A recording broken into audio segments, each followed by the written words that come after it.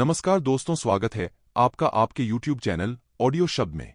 चलिए आज सुनते हैं मुंशी प्रेमचंद जी का लिखा एक उपन्यास रूठी रानी। रूठी रानी एक ऐतिहासिक उपन्यास है जिसमें राजाओं की वीरता और देशभक्ति को कलम के आदर्श सिपाही प्रेमचंद ने जीवंत रूप में प्रस्तुत किया है। उपन्यास में राजाओं की पारस्परिक फूट और ईर्ष्या के ऐसे सजीव चित्र प्रस्तुत किए गए हैं कि पाठक दंग रह जाता है। रूठी रानी में बहुविवाह के कुपरिणामों, राजदरबार के षड्यंत्रों और उनसे होने वाले शक्तिह्रास के साथ साथ राजपूती सामंती व्यवस्था के अंतर्गत स्त्री की हीन दशा के सूक्ष्म चित्र हैं। दूसरी कृति प्रेमा में प्रेमचंद ने देश की स्वतंत्रता के प्रेमियों का आह्वान करते हुए कहा है कि साहस एवं शौर्य के साथ एकता और संगठन भी आवश्यक है। शादी की तैयारी। उमादे जैसलमेर के रावल लोंकरन की बेटी थी जो सन 1586 में राजगद्दी पर सुशोभित था। बेटी के पैदा होने से पहले तो दिल जरा टूटा, मगर जब उसके सौंदर्य की खबर आई तो आंसू पुंज गए। थोड़े ही दिनों में उस लड़की के सौंदर्य की धूम राजपूताने में मच गई। सखियां सोचती थीं कि देखें यह युवती किस भाग्यवान को मिलती है। वे उसके आगे देश देश के राजों महाराजों के गुणों का बखान किया करतीं और उसके जी की थाह लेतीं, लेकिन उमादे अपने सौंदर्य के गर्व से किसी को ख्याल में न लाती थी। उसे सिर्फ अपने बाहरी गुणों पर गर्व न था, अपने दिल की मजबूती, हौसले की बुलंदी और उदारता में भी वह बेजोड़ थी। उसकी आदतें सारी दुनिया से निराली थीं, छुईमुई की तरह जहां किसी ने उंगली दिखाई और यह कुम्हलाई। माँ कहती, बेटी पराए घर जाना है, तुम्हारा निबाह क्यों कर होगा। बाप कहता, बेटा छोटी छोटी बातों पर बुरा नहीं मानना चाहिए। पर वह अपनी धुन में किसी की न सुनती थी। सबका जवाब उसके पास खामोशी थी। कोई कितना ही भूखे, जब वह किसी बात पर अड़ जाती तो अड़ी ही रहती थी। आखिर लड़की शादी करने के काबिल हुई। रानी ने रावल से कहा, बेखबर कैसे बैठे हो, लड़की सयानी हुई, उसके लिए वर ढूंढो, बेटी के हाथों में मेहंदी रचाओ। रावल ने जवाब दिया, जल्दी क्या है, राजा लोगों में चर्चा हो रही है, आजकल में शादी के पैगाम आया चाहते हैं। अगर मैं अपनी तरफ से किसी के पास पैगाम भेजूंगा तो उसका मिजाज आसमान पर चढ़ जाएगा। मारवाड़ के बहादुर राजा मालदेव ने भी उमादे के संसारदाहक सौंदर्य की ख्याति सुनी और बिना देखे ही उसका प्रेमी हो गया। उसने रावल से कहला भेजा कि मुझे अपना बेटा बना लीजिए, हमारे और आपके बीच पुराने जमाने से रिश्ते होते चले आए हैं, आज कोई नई बात नहीं है। रावल ने यह पैगाम पाकर दिल में कहा, वाह, मेरा सारा राज तो तहसनहस कर डाला, अब शादी का पैगाम देते हैं। मगर फिर सोचा कि शेर पिंजरे में ही फंसता है, ऐसा मौका फिर न मिलेगा, हरगिज न चूकना चाहिए। यह सोचकर रावल ने सोने चांदी के नारियल भेजे। राव मालदेव जी बारात सजाकर जैसलमेर ब्याह करने आए। चेता और कोम्पा जो उसके सूरमा सरदार थे, उसके दाएं बाएं चलते थे। रावल ने अपनी रानी को बुलाया और किले के झरोखे से राव मालदेव की सवारी दिखाकर कहा, यह वही आदमी है जिसके डर से न मुझे रात को नींद आई है और न तुझे कल पड़ती है। यह अब इसी दरवाजे पर तोरण बांधेगा जो अक्सर उसी के डर के मारे बंद रहता है। मगर देख मैं भी क्या करता हूं, अगर चंबरी में से बचकर चला गया तो मुझे केवल रावल मत कहना। बेटी तो विधवा हो जाएगी, पर तेरे दिल का कांटा जन्म भर के लिए निकल जाएगा, बल्कि सारे राजपूताने को अमन चैन हासिल हो जाएगा। रानी यह सुनकर रोने लगी। रावल ने डांटकर कहा, चुप, रोने लगी तो बात फूट जाएगी, फिर खैरियत नहीं, यह जालिम सभी को खा जाएगा। देख जरा, शादी करने आया है मगर फौज साथ लाया है कि जैसे किसी से लड़ने जा रहा हो। इतनी फौज तो गरसोलर जैसलमेर की एक झील का सारा पानी एक ही दिन में पी जाएगी। हम तुम और सब शहर के बाशिंदे प्यासे मर जाएंगे। रानी को बेटी के विधवा हो जाने के डर से शोक तो बहुत हुआ, मगर पति की बात मान गई और छाती पर पत्थर रखकर चुप ही रही। उसकी घबराहट और परेशानी छिपाए नहीं छिपती थी। बेटी मां को घबराई हुई देखकर समझ गई कि दाल में कुछ काला है, मगर कुछ पूछने की हिम्मत न पड़ी। बेटी की जात इतनी ढिठाई कैसे करती। मां का रोना मोहब्बत का रोना न था। जब उसने मां की बेचैनी हर क्षण बढ़ते हुए देखी तो ताड़ गई कि आज सुहाग और रंडापा साथ मिलने वाला है। जी में बहुत तड़पी, तिलमिलाई, मगर कलेजा मसोस कर रह गई। क्या करती, हमारे यहां बेटी बिन सींगों की गाय है, मां बाप उसके रखवाले हैं, मगर जब मां बाप ही उसकी जान के गाहक हो जाएं तो कौन किससे कहे। सखी सहेलियां फूली फूली फिरती थीं। राजमहल में शादियाने बज रहे थे, चारों तरफ खुशी के जलवे नजर आते थे। मगर अफसोस, किसी को क्या मालूम कि जिस दुल्हन के लिए यह सब हो रहा है वह अंदर ही अंदर घुली जा रही है। सखियां उसे दुल्हन बना रही हैं, कोई उसके हाथ पांव में मेहंदी रचाती है, कोई मोतियों से मांग भरती है, कोई चोटी में फूल गूंथती है, कोई आईना दिखाकर कहती है, खूब बन्नी। पर यह कोई नहीं जानता कि बन्नी की जान पर आ बनी है। ज्यों-ज्यों दिन ढलता है उसके चेहरे का रंग उड़ता जाता है। सखियां और ही ध्यान में हैं, यह बात ही और है। उमादे यकाएक सखियों के झुरमुट से उठ गई और भारीली नाम की एक सुघड़ सहेली को इशारे से अलग बुलाकर कुछ बातें करने लगी। भारीली रूप बदलकर चुपके से राघोजी ज्योतिषी के पास गई और पूछने लगी, क्या आपने किसी कुंवारी कन्या के ब्याह का मुहूर्त निकाला है। उन्होंने जवाब दिया, और किसी का तो नहीं, रावल जी की बाई के ब्याह का मुहूर्त अलबत्ता निकाला है। भारीली, क्या आप फेरों के वक्त भी जाएंगे? ज्योतिषी, न जाऊंगा तो मुहूर्त की खबर कैसे होगी? भारीली, क्या इस शहर में आप और भी कहीं मुहूर्त बताते और शादियां करवाते हैं? ज्योतिषी, सारे शहर में मेरे सिवा और है ही कौन? राजा प्रजा सब मुझी को बुलाते हैं। भारीली, ज्योतिषी जी, नाराज न होना, जिन लड़कियों की शादियां आप करवाते हैं वह कितनी देर तक सुहागिन रहती हैं? ज्योतिषी, चौंकर, हैं? यह तूने क्या कहा? क्या मुझसे दिल्लगी करती है? भारीली, नहीं ज्योतिषी जी, दिल्लगी तो नहीं करती, सचमुच कहती हूं। ज्योतिषी, इन बातों का जवाब मेरे पास नहीं। तेरा मतलब जो कुछ हो साफ साफ कह। भारीली, कुछ नहीं, आप अपने मुहूर्त को एक बार और जांच लीजिए। ज्योतिषी, कुछ कहेगी भी? भारीली, आप अपनी साइट फिर से देख लीजिए तो कहूं। ज्योतिषी, चल दूर हो, बूढ़ों से खेल नहीं करते। यह कहकर ज्योतिषी जी अंदर चले गए, मगर फिर सोच विचार कर पट्टी निकाली, साइट को खूब अच्छी तरह जांचा और उंगलियों पर गिनगिन कर बोले, मुहूर्त में कोई दोष नहीं है। भारीली, उदास स्वर में, तो फिर किस्मत की फूटी होगी। ज्योतिषी, भौचक होकर, नहीं, मैंने जन्मपत्री देखकर मुहूर्त निकाला था। भारीली, अजी कर्मपत्री भी देखी है।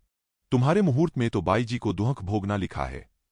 ज्योतिषी, तह को पहुंचकर, तो क्या रावल जी दगा फरेब करने वाले हैं?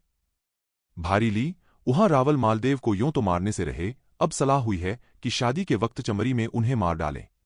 ज्योतिषी, अरे राम राम, ऐसे राजाओं को धिक्कार है।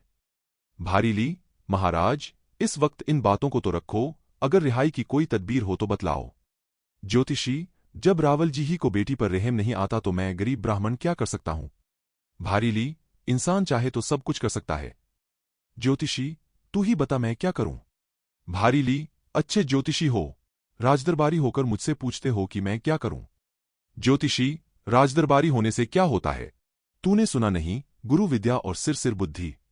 भारीली, तो फिर मेरी तो यही सलाह है कि राव मालदेव को सावधान कर देना चाहिए। ज्योतिषी, हां, ऐसा हो सकता है। भारीली, तो क्या मैं बाई जी से जाकर कह दूं कि तुम्हारा काम हो गया? ज्योतिषी, हां, ऐसा हो सकता है। भारीली, जी हां। ज्योतिषी, अच्छा, मैं जाता हूं। शादी? दिन ढल गया।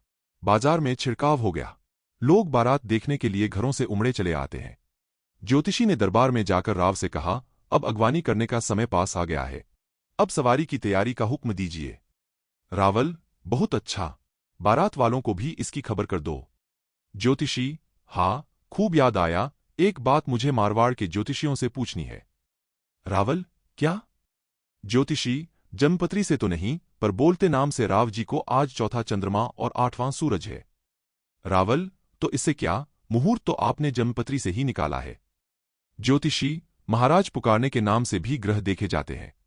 चौथा चंद्रमा और 8वां सूरज अशगुन होता है, कोई ग्रह 12वां नहीं है, तो? रावल जी, में क्या अच्छा होता जो कोई 12वां ग्रह भी होता ताकि तीनों असगुन एक जगह हो जाते। प्रकट, मारवाड़ बड़ा राज्य है, वहां ज्योतिषियों की कमी नहीं है। उन्होंने जरूर सब बातों को विचार लिया होगा। आप कुछ न कहिएगा, नहीं तो उन्हें खामखा शक हो जाएगा। ज्योतिषी, उन्हें सचेत कर देना मेरा धर्म है। मैं आपके खानदान का हित चाहने वाला हूं। मैं अभी जाकर उनसे कहता हूं कि विपत्ति को काटने की कोई युक्ति कीजिए। रावल, क्या युक्ति हो सकती है? ज्योतिषी, यही दान पुण्य आदि। रावल, यह सब मैं अपनी तरफ से करा दूंगा, उनसे कहने की क्या जरूरत है? ज्योतिषी, नहीं, यह दान उन्हीं की तरफ से होना चाहिए। रावल, क्या मेरी तरफ से होने में कुछ बुराई है? ज्योतिषी, अपनी तरफ से तो तब दान कराया जाता जब बाई के ग्रह खराब होते। रावल, आज बाई जी का ग्रह कैसा है? ज्योतिषी, बहुत अच्छा, बहुत शुभ। फिर औरत के ग्रहों का अच्छा या बुरा होना अधिकतर उसके पति के ग्रहों पर आधारित होता है, इसलिए बाई जी का भी वही ग्रह समझना चाहिए जो राव जी का है। रावल, अच्छा तो बारात में हो आइए, देर न कीजिएगा, यहां भी काम है। ज्योतिषी, चुटकी बजाकर गया और आया। रावल से हुक्म पाकर ज्योतिषी जी खुश खुश वहां से चले। राव मालदेव जी को खबर हुई कि ज्योतिषी राघो जी आते हैं। राव जी ने कहा, उनका बड़े सम्मान से स्वागत करो, वे बड़े नामी ज्योतिषी हैं। वे क्या, उनके बेटे चंडो भी ज्योतिषी विद्या के बड़े पंडित हैं। चौबदार और ड्योढ़ीदार दौड़े और ज्योतिषी जी को हाथों हाथ ले आए। ज्योतिषी जी आशीर्वाद देकर बैठ गए। राव जी ने कुशलमंगल पूछकर कहा, आपने कैसे आने का कष्ट किया? ज्योतिषी, इधर उधर देखकर कुछ साइत विचारनी है। यह सुनते ही लोग हट गए। ज्योतिषी जी राव साहब से दो दो बातें कर चल दिए। राव जी को बड़ी चिंता हुई, फौरन सरदारों को बुलाकर सलाह-मशविरा किया कि ऐसी हालत में क्या करना चाहिए। इतने में नक्कारों की आवाज आई, चौतरफा शोर मचने लगा कि रावल जी की सवारी आई।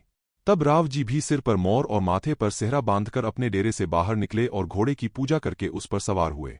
बारात चढ़ी, कुछ दूर जाकर सब जुलूस थम गया। फर्श-फरूश तकियाम सनद लगा दिए गए। रावल और राव दोनों अपने अपने घोड़ों से उतरे और गले मिले।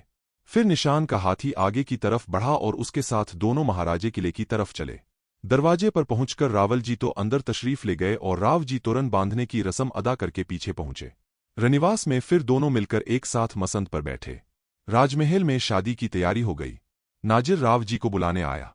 राव जी के साथ रावल जी भी उठे, मगर राव के सरदारों ने उन्हें रोका कि आप हमें अकेला छोड़कर कहाँ जा रहे हैं। रावल ने झांसा देकर कहा कि यहां से चला जाऊं, मगर कौन जाने देता है। राव के सरदारों ने उनका हाथ पकड़कर बीच में बिठा लिया। अब तो लेने के देने पड़ गए। जाते थे राव को मारने, अब अपनी ही जान के लाले पड़ गए। उनके सरदार भी सब सिट्टी पिट्टी भूल गए। इधर राव जी बेखटके धीरे से रनिवास में दाखिल हो गए। जनानी ड्योढ़ी में पहुंचते ही उम्मादे की मां ने राव जी की आरती उतारी, उनके माथे पर दही का टीका लगाया और जी में कहा कि ऐसे ही मेरा कलेजा ठंडा रहे। इसके बाद नाक खींचकर, जैसे वर की रवाना होने से पहले उसे दूध पिलाती है, वैसे ही सास उसके माथे पर दही लगाती है, यानी उसे अपनी लड़की का पति मान लेती है। कहावत है, दही की बात सही, अपना दुपट्टा उनके गले में डालकर उन्हें चमरी में ले आईं। ब्राह्मण बड़े मधुर स्वर में वेदमंत्र पढ़ने लगे। आग में आहुति पड़ी। हवन होने लगा। राव जी का हाथ उमादे के हाथ से मिलाया गया। उमादे आगे हुई और राव जी पीछे पीछे चले। 3 बार हवनकुंड की परिक्रमा की। नव औरतें यह गीत गाने लगीं। पहले फेरे बाई काकारी भतीजी, दूजे फेरे बाई मामारी भतीजी, तीजे फेरे बाई बुआरी भतीजी। गीत का मतलब यह है कि बाप लकड़ी उस वक्त दे चुकता है जब दामाद से गले मिलता है, माँ उस वक्त जब वह दामाद के माथे पर दही का टीका लगाती है। उसके बाद वेद और शास्त्र के अनुसार लड़की का विवाह होता है। उस वक्त उस पर चाचा, मामा और बुआ का थोड़ा बहुत हक रह जाता है। अगर चाचा को कुछ कहना हो या आपत्ति करनी हो तो पहले फेरे तक कर सकता है, मामा दूसरे फेरे तक और बुआ तीसरे फेरे तक। चौथे फेरे में लड़की पराई हो जाती है, फिर किसी का उस पर कोई हक बाकी नहीं रह जाता। इसीलिए चौथे फेरे के पहले ही दूल्हा दुल्हन के आगे आ जाता है कि जैसे उस वक्त से वह उसका पति और स्वामी माना जाता है। इस गीत में यह भी प्रकट होता है कि बुआ का हक लड़की पर बहुत माना गया है। चौथे फेरे में राव जी आगे हो गए और उमादे उनके पीछे चलने लगी। तब औरतों ने यह पिछला गाकर अपना गीत पूरा किया। चौथे फेरे बाई हुई रे पर आई। गीत सुनते ही माँ और बहनों के दिल भर आए। आंखों से आंसू टपकने लगे कि अब प्यारी उमादे पर आई हो गई। इस तरह यह शादी बैशाख सुदी 3 संवत 1593 की रात को अच्छी तरह संपन्न हुई।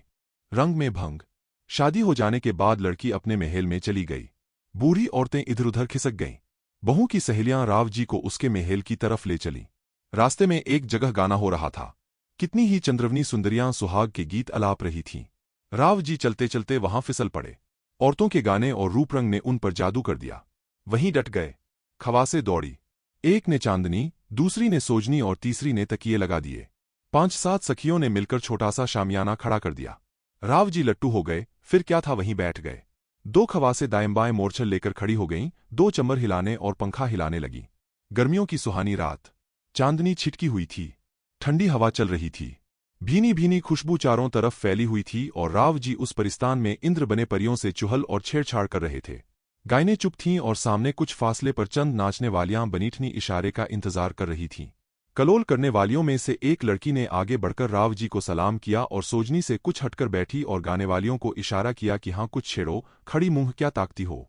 बस तबले पर थाप पड़ी और गाने वालियां ऊंचे और मीठे सुरों में गाने लगीं। भर लाए सुघर कलाली, पीवन वालों लाखों रो। इस लड़की ने, जो चंद्रज्योति के नाम से मशहूर थी, पन्ने के हरे प्याले में लाल शराब भरकर हंसते हुए राव के सामने पेश की। उन्होंने बड़े शौक से लेकर शराब पी और प्याला अशर्फियों से भरकर लौटा दिया। चंद्रज्योति ने उठकर सलाम किए और अपने गले का चंद्रहार तोड़कर उसके मोती राव जी पर से निछावर करके गाने वालियों की तरफ फेंकने लगी। गायने सोरठ के सुर में गाने लगी। बिरज देसा चंदन बना मीरों पहाड़ा मोर, गरुड़ खगां लंका गढ़ा राजकुला राठौर। देश में वृज, वनों में चंदन, पहाड़ों में मीरो, चिड़ियों में गरुड़ और किलों में लंका सबका सरताज है। वैसे ही सब राजघरानों में राठौर का घराना सबसे ऊंचा है। चंद्रज्योति ने फिर प्याला भरकर राव जी को दिया और गायने गाने लगी। दारू पियो रन चढ़ो राता राखो नैन, बैरी तुम्हारा जल मरे सुख पावेगा सैन। शराब पियो और लड़ने को चढ़ो, आंखें लाल रखो जिससे तुम्हारे दुश्मन जल मरें और दोस्त खुश हों। दारू दिल्ली आगरा दारू बीकानेर। दारू पियो साहब 100 रुपया राफेर। शराब ही दिल्ली आगरा है और शराब ही बीकानेर। ए साहब शराब पीजिए, इसका एक एक दौर 100 रुपये का है। सोरठ तो दूहा भलो कपड़ा भलो सफेद। नारी तो नबली भली घोड़ा भलो कुमैत। भर ला ए सुघर का लाली। पदों में दोहा, कपड़ों में सफेद कपड़ा, औरतों में नवेली औरत और घोड़ों में कुमैत घोड़ा अच्छा होता है। ए छोकरे शराब ला। इन गाने बजाने और तपस्विनियों का व्रत भंग करने वाली स्त्रियों के लुभाने रिझाने ने राव जी का दिल छीन लिया। उस पर गाने वालियों का संवेद स्वर में तान लगाना और भी सितम ढा गया। राव जी ऐसे बेसुध और आनंद की सुरा में ऐसे मस्त हुए कि अपनी नईनवेली दुल्हन को भूल गए जो उनकी प्रतीक्षा में अपनी बाहें खोले खड़ी थी। राव जी की राह देखते देखते उमादे की नशीली आंखें झपकने लगीं। कितनी ही बांदियां उनको बुलाने के लिए गईं पर राव जी उन परियों के जमघट से न उठ सके, यहां तक कि रात बहुत कम बाकी रह गई। रानी ने जब देखा कि वह और किसी के बुलाने से नहीं आते हैं तो अपनी चंचल सहेली भारीली से कहा कि अब राव जी को लाना तेरा ही काम है। उसने कहा कि राव जी इस वक्त आपे में नहीं है, मुझे न भेजिए। मगर उमादे ने न माना और उसी को भेजा। इधर शादी की महफिल भी सजी हुई थी। गायें तैयार बैठी थीं। शराब की बोतलें चुनी हुई थीं। गजक तश्तरियों में धरी हुई थी। सिर्फ राजा के आने की देर थी। रानी को यकीन हो गया कि भारीली गई है तो राजा को जरूर ही खींच लाएगी। गाने वालियों को इशारा किया कि कुछ छेड़ो और वह मीठे सुरों में गाने लगी।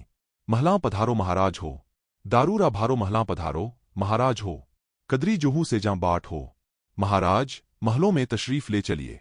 ए शराब का मजा उड़ाने वाले, महलों में चल।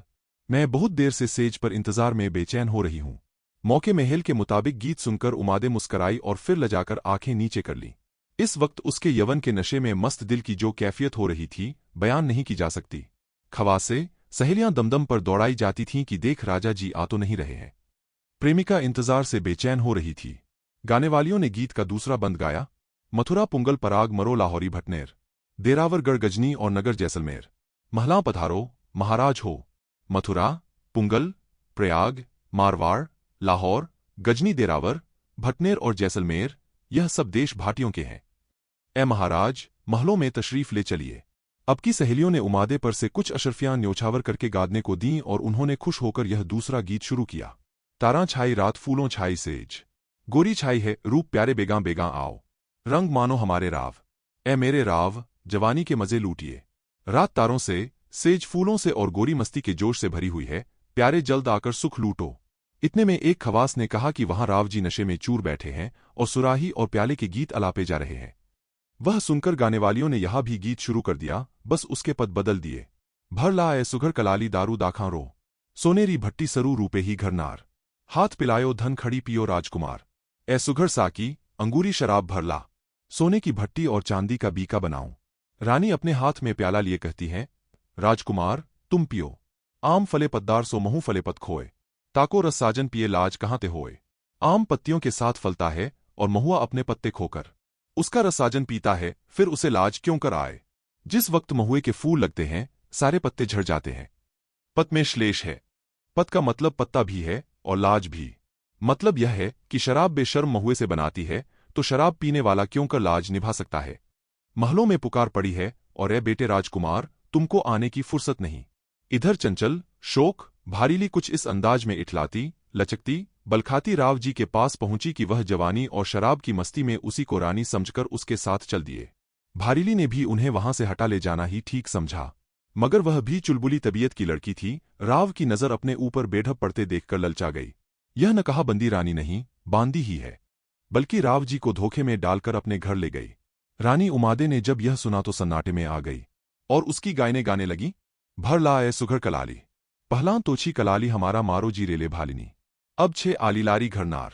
भरा ला ए सुघर कलाली अंगूरी शराब ला। पहले तो कलाली उसकी प्रेमिका थी पर अब तो उस आलीजाह की घरवाली हो गई है। बिजलियां माड़े चियान ऊपर ले रलियां, परदेसियां रा साजना पतिजे मिलियां।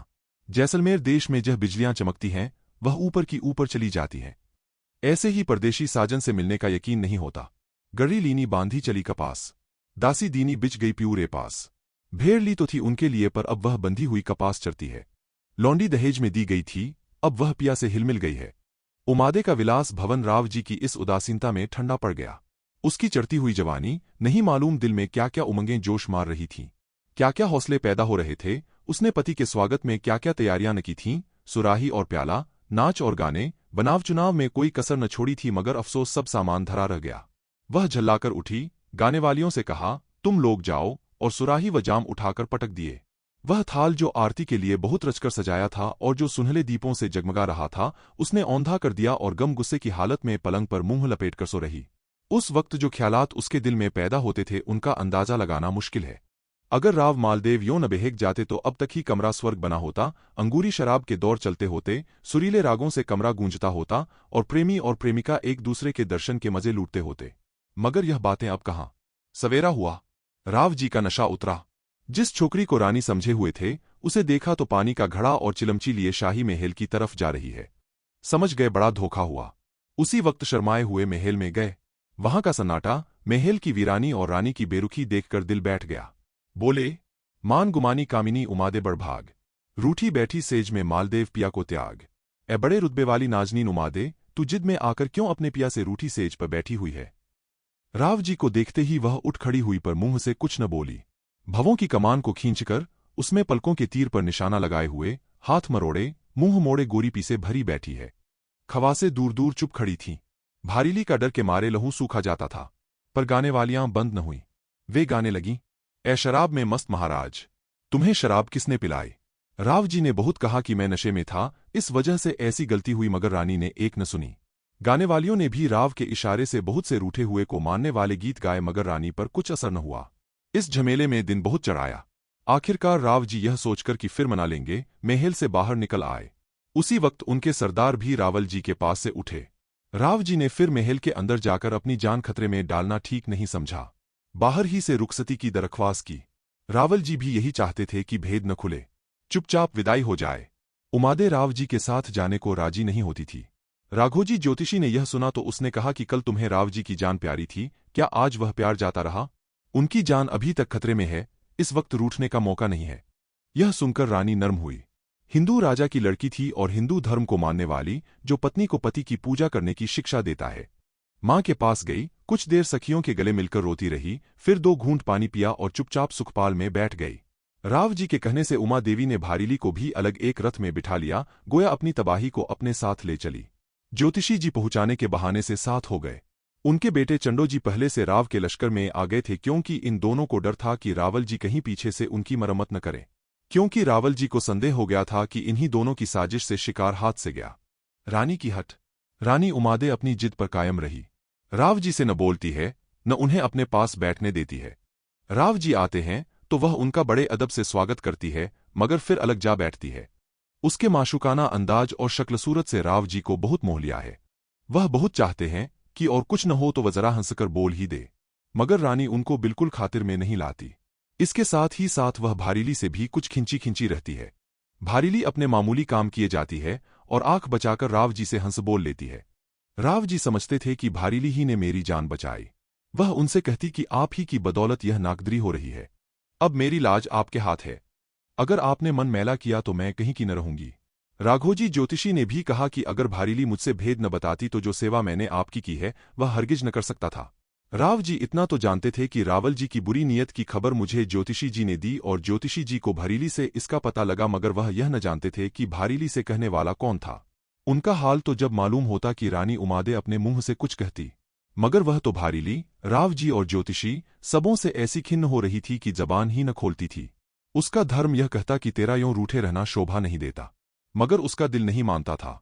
वह जब तबीयत को दबाकर कुछ बातचीत करने की नीयत करती तो कोई जबान पकड़ लेता। बेचारी अपने दिल से लाचार थी। भारीली उमादे की इस खामोशी से डरती रहती है कि कहीं मुझ पर बरस न पड़े। एक दिन दिल कड़ा करके वह उसके पैरों पर गिर पड़ी और गिड़गिड़ा कर कहने लगी कि बाई जी, आप जो चाहें सोचें, आपको अख्तियार है। मगर मैंने तो उस वक्त भी आपकी भलाई ही की थी जब आपने मुझे राव जी को लेने के लिए भेजा था, क्योंकि महल के बाहर निकलते ही मुझे संदेह हुआ कि कोई आदमी जनाने भेष में राव जी पर ताक लगाए हुए है। इसलिए मैंने उन्हें आपके महल में लाना खतरे से खाली न समझा और अपने घर लिवा ले गई। राव जी नशे में मतवाले हो रहे थे। रात भर सोते रहे और मैं कटार लिए खड़ी रही। जब उनकी नींद खुली और वह अपने होश में आए तो मैं आपकी खिदमत में हाजिर हो गई। अगर इसमें मेरी कुछ खता हो तो माफ करें। उमादे ने यह सब बातें सुन तो लीं पर मुंह से कुछ न बोली। भारीली खिसियानी होकर चली गई। बारात जोधपुर पहुंच गई। दीवान और मंत्री बड़ी धूमधाम से अगवानी को आए। कोसों दूर तक फौज और तमाशाइयों का तांता लगा था। किले में पहुंचते ही रानीवास की तरफ से बाजों के साथ फूल पत्तों से सजा हुआ एक कलसा आया। राव जी उसमें अशर्फियां डालकर अंदर चले गए। वहां उनकी मां रानी पद्माजी ने बेटे और बहू पर से अशर्फियां निछावर की। बेटे और बहू ने उनके पैर चूमे। अंदर जाकर देवी देवताओं की पूजा की गई और उमादे एक सजे हुए महल में उतारी गई। राव जी के और भी कई रानियां थीं और उनके बाल बच्चे भी थे।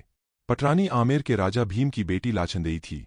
राव जी का बेटा कुमार राम इसी रानी से पैदा हुआ था। झाले की रानी स्वरूपदेई सब रानियों में सुंदर थी। उसने राव जी का मिजाज बिल्कुल अपने काबू में कर रखा था। मगर जब से उसको मोतबर खबर मिली थी कि उमादे मुझसे सुंदरता में कहीं बढ़ चढ़कर है, तब से उसकी छाती पर सांप लौट रहा था। डरती थी कि कहीं राजा साहब मुझे नजरों से गिराकर उसी के वश में न हो जाए। लेकिन जब आज उसने सुना कि वह पहली ही रात को रूठ गईं और यहां आकर भी खिंचाव है, तब उसकी जान में जान आई। मां से रुखसत होकर राव जी झाली रानी स्वरूपदेई के महल में तशरीफ ले गए। उसने बड़ी खुशी से दौड़कर राव जी के पैर छुए और अपना मोतियों का अनमोल हार तोड़कर उन पर मोती निछावर किए। वह उमादे के खिंचे होने और झल्लेपन से बहुत खिन्न और दुहखी हो रहे थे। रानी स्वरूपदेई की इस गर्मागर्मी और जोशतपाक से बहुत खुश हुए और उसे शादी का सब हाल सुनाने लगे। रानी ने सुनकर अर्ज की, अगर आप कहें तो एक दिन मैं भी भट्टानी जी से मिल आऊं। राव जी, भट्टानी क्या है? एक भाटा है। स्वरूपदेई हंसकर, वाह, आपने बड़ी इज्जत की। भाटा क्यों होने लगी? भट्टानी है। राव जी, हाँ भट्टानी तो है, मगर पत्थर की बनी है। घमंड की सच्ची मूरत। स्वरूपदेई, ईश्वर ने रूप दिया है तो घमंड क्यों न करें? क्या आपको यह बात भी न भाई? राव जी, आखिर घमंड की भी कोई हद होती है। स्वरूपदेई, भला जो एक बड़े घर की बेटी हो, बड़े राव की रानी हो, नवेली दुल्हन हो, नौजवान हो, सुंदर हो, उसके घमंड की क्या हद हो सकती है? मुझ जैसे गरीब घर की क्या घमंड करेगी? राव जी, यह सब तुमने ठीक कहा, मगर उसका स्वभाव सचमुच बहुत कठोर और रूखा है। तुम उससे मिलकर खुश न होगी। स्वरूपदेई, अच्छा, तो आप तशरीफ ले चलिए, हम सब आपके साथ साथ चलेंगे। राव जी हंसकर, ठीक है, तुम्हारे साथ चलाकर अपनी बेइज्जती कराऊं। स्वरूपदेई गर्म होकर, वह क्या उसका बाप भी आपकी बेइज्जती नहीं कर सकता? राव जी, और चाहे तो पति की बहुत कुछ तौहीन कर सकती है। अगर तुम्हारे सामने वह मुझसे मुखातिब न हुई तो बतलाओ मेरी बेइज्जती हुई या नहीं? स्वरूपदेई, जब आप इतनी सी बात में अपनी बेइज्जती समझेंगे तो उसका घमंड क्यों कर निभेगा और कौन निभाएगा? राव जी, हाँ, यही देखना है। उमादे और उसकी सौतीने। रानी स्वरूपदेई ने सब रानियों से कहला भेजा कि भट्टानी से मिलने के लिए तैयारी कीजिए। दूसरे दिन सब रानियां बंठनकर बड़े ठस्से से उमादे के महल में आईं। उमादे ने उठकर रानी लाछलदेई को सबसे ऊपर बिठाया और ज्यादातर उसी से बातचीत की। बाकी सब रानियों से मामूली तौर पर मिली और बहुत कम बोली। इसलिए वह दिल में बहुत कुड़बुड़ाई और उसकी शक्ल सूरत को देखकर तो उनके दिलों पर दाग पड़ गए। लौटने पर लाछलदेई तो अपने महल में चली गई। बाकी रानियां स्वरूपदेई के महल में जमा होकर मशविरा करने लगीं और बहुत दिमाग खर्च करने के बाद यह राय तय कर पाईं कि उमादे तो रूठी ही है, राव जी को भी जोड़तोड़ लगाकर उसे खफा करा देना चाहिए ताकि वह उसके महल में जाना बिल्कुल छोड़ दे, क्योंकि अगर कभी उसने हंसकर राव जी की तरफ देख लिया तो वह उसी के हो जाएंगे। इतने में राव जी आ गए और पूछा, कहो भट्टानी जी कैसी हैं? स्वरूपदेई, हैं तो बहुत अच्छी, पर अलहड़ बछड़ी है। राव जी, तब तो दुलत्तियां भी झाड़ती होंगी। स्वरूपदेई, हमें इसे क्या, जो पास जाए वह लात खाए। राव जी, जिसे दुलत्तियां खानी होंगी वही पास जाएगा। स्वरूपदेई, 100 बात की एक बात तो यही है। तब राव जी ने दूसरी रानी से भी राय पूछी। रानी पार्वती ने कहा, महाराज, वह बड़ी घमंडिन है, अपने बराबर हमें क्या मांझी को भी नहीं समझती। झाला रानी हीरादेई ने फरमाया, महाराज, कुछ न पूछिए, अपने सिवा वह सबको जानवर समझती है। आहड़ी रानी लाछलदेई बोली, मैं तो जाकर पछताई। उसकी मां ऐसी जिद्दी छोकरी न जाने कहां से लाई। उसकी आंखों में न लाज है न बातचीत में लोच। मैं तो आपको उसके पास न जाने दूंगी। सुगरा रानी लाड़ा ने कहा, वह तो मारे घमंड के मरी जाती है। न आए की इज्जत है न गए की खातिर। ऐसी महारानी के पास कोई जाकर क्या करे। चौहानी रानी इंदर बोली, महाराज, मैंने बहुत औरतें देखीं, एक से एक सुंदर, मगर ऐसा फिरा हुआ मिजाज किसी का न देखा। न जाने उसके गोरे बदन में कौन सा भूत समा गया है। रानी राजबाई ने फरमाया, गोरी चिट्टी हैं तो क्या, लच्छन तो 2 कौड़ी के भी नहीं है। बड़े घर आ गई हैं, नहीं तो सारा घमंड धरा रहता। झाला रानी नौरंगदेई बोली, जवानी के नशे में दीवानी हो रही है। यही नहीं जानती, जवानी सब पर आती है, कुछ उसी पर नहीं है। कल जवानी जाती रहेगी तो यह सब दिमाग खाक में मिल जाएगा। यह सब जहरीली बातें सुन सुनकर राव जी को भी गुस्सा आ गया। उन्होंने उमादे के यहां आना जाना कम कर दिया। कभी जाते तो उसे एक निगाह देखकर चले आते। उमादे भी सिर्फ उनके आदर के लिए खड़ी हो जाती, कुछ बातचीत न करती।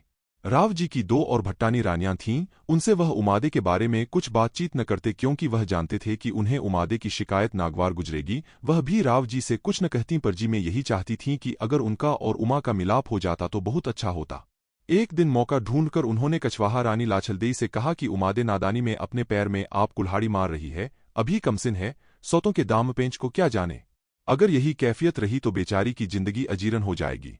आप देखती हैं कि अब राव भी उसके यहाँ कम जाते हैं, मगर उसकी अकड़ अभी तक ज्यों की त्यों है।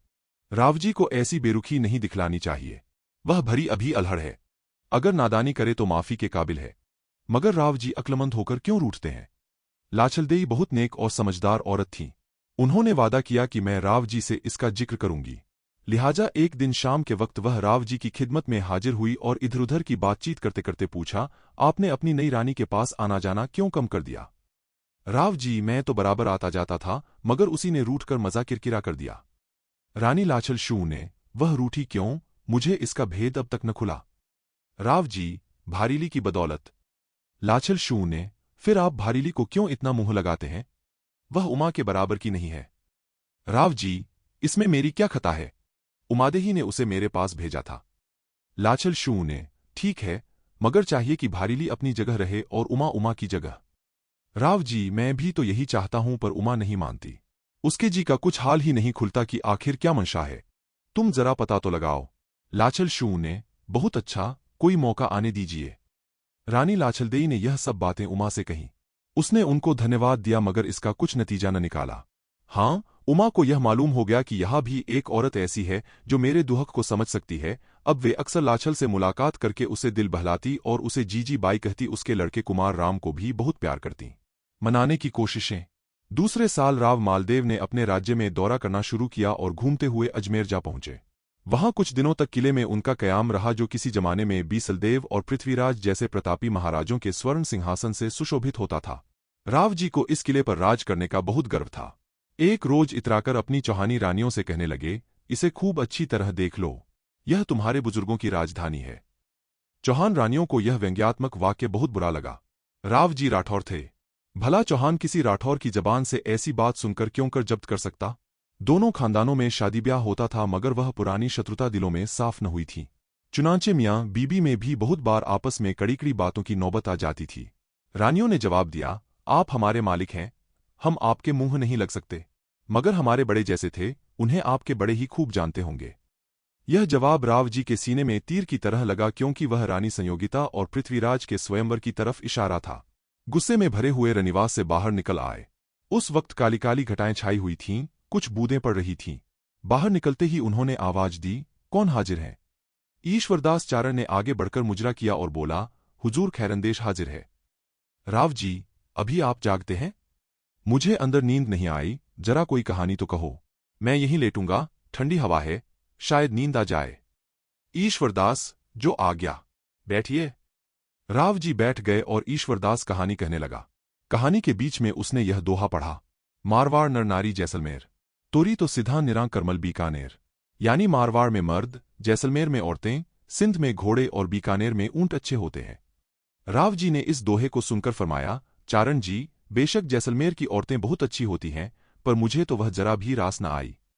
ईश्वरदास, यह हुजूर क्या फरमाते हैं, जैसलमेर की अच्छी औरत उमादे तो। राव जी, बात काटकर, अजी, वह तो 7 फेरों की रात से ही रूठी बैठी है।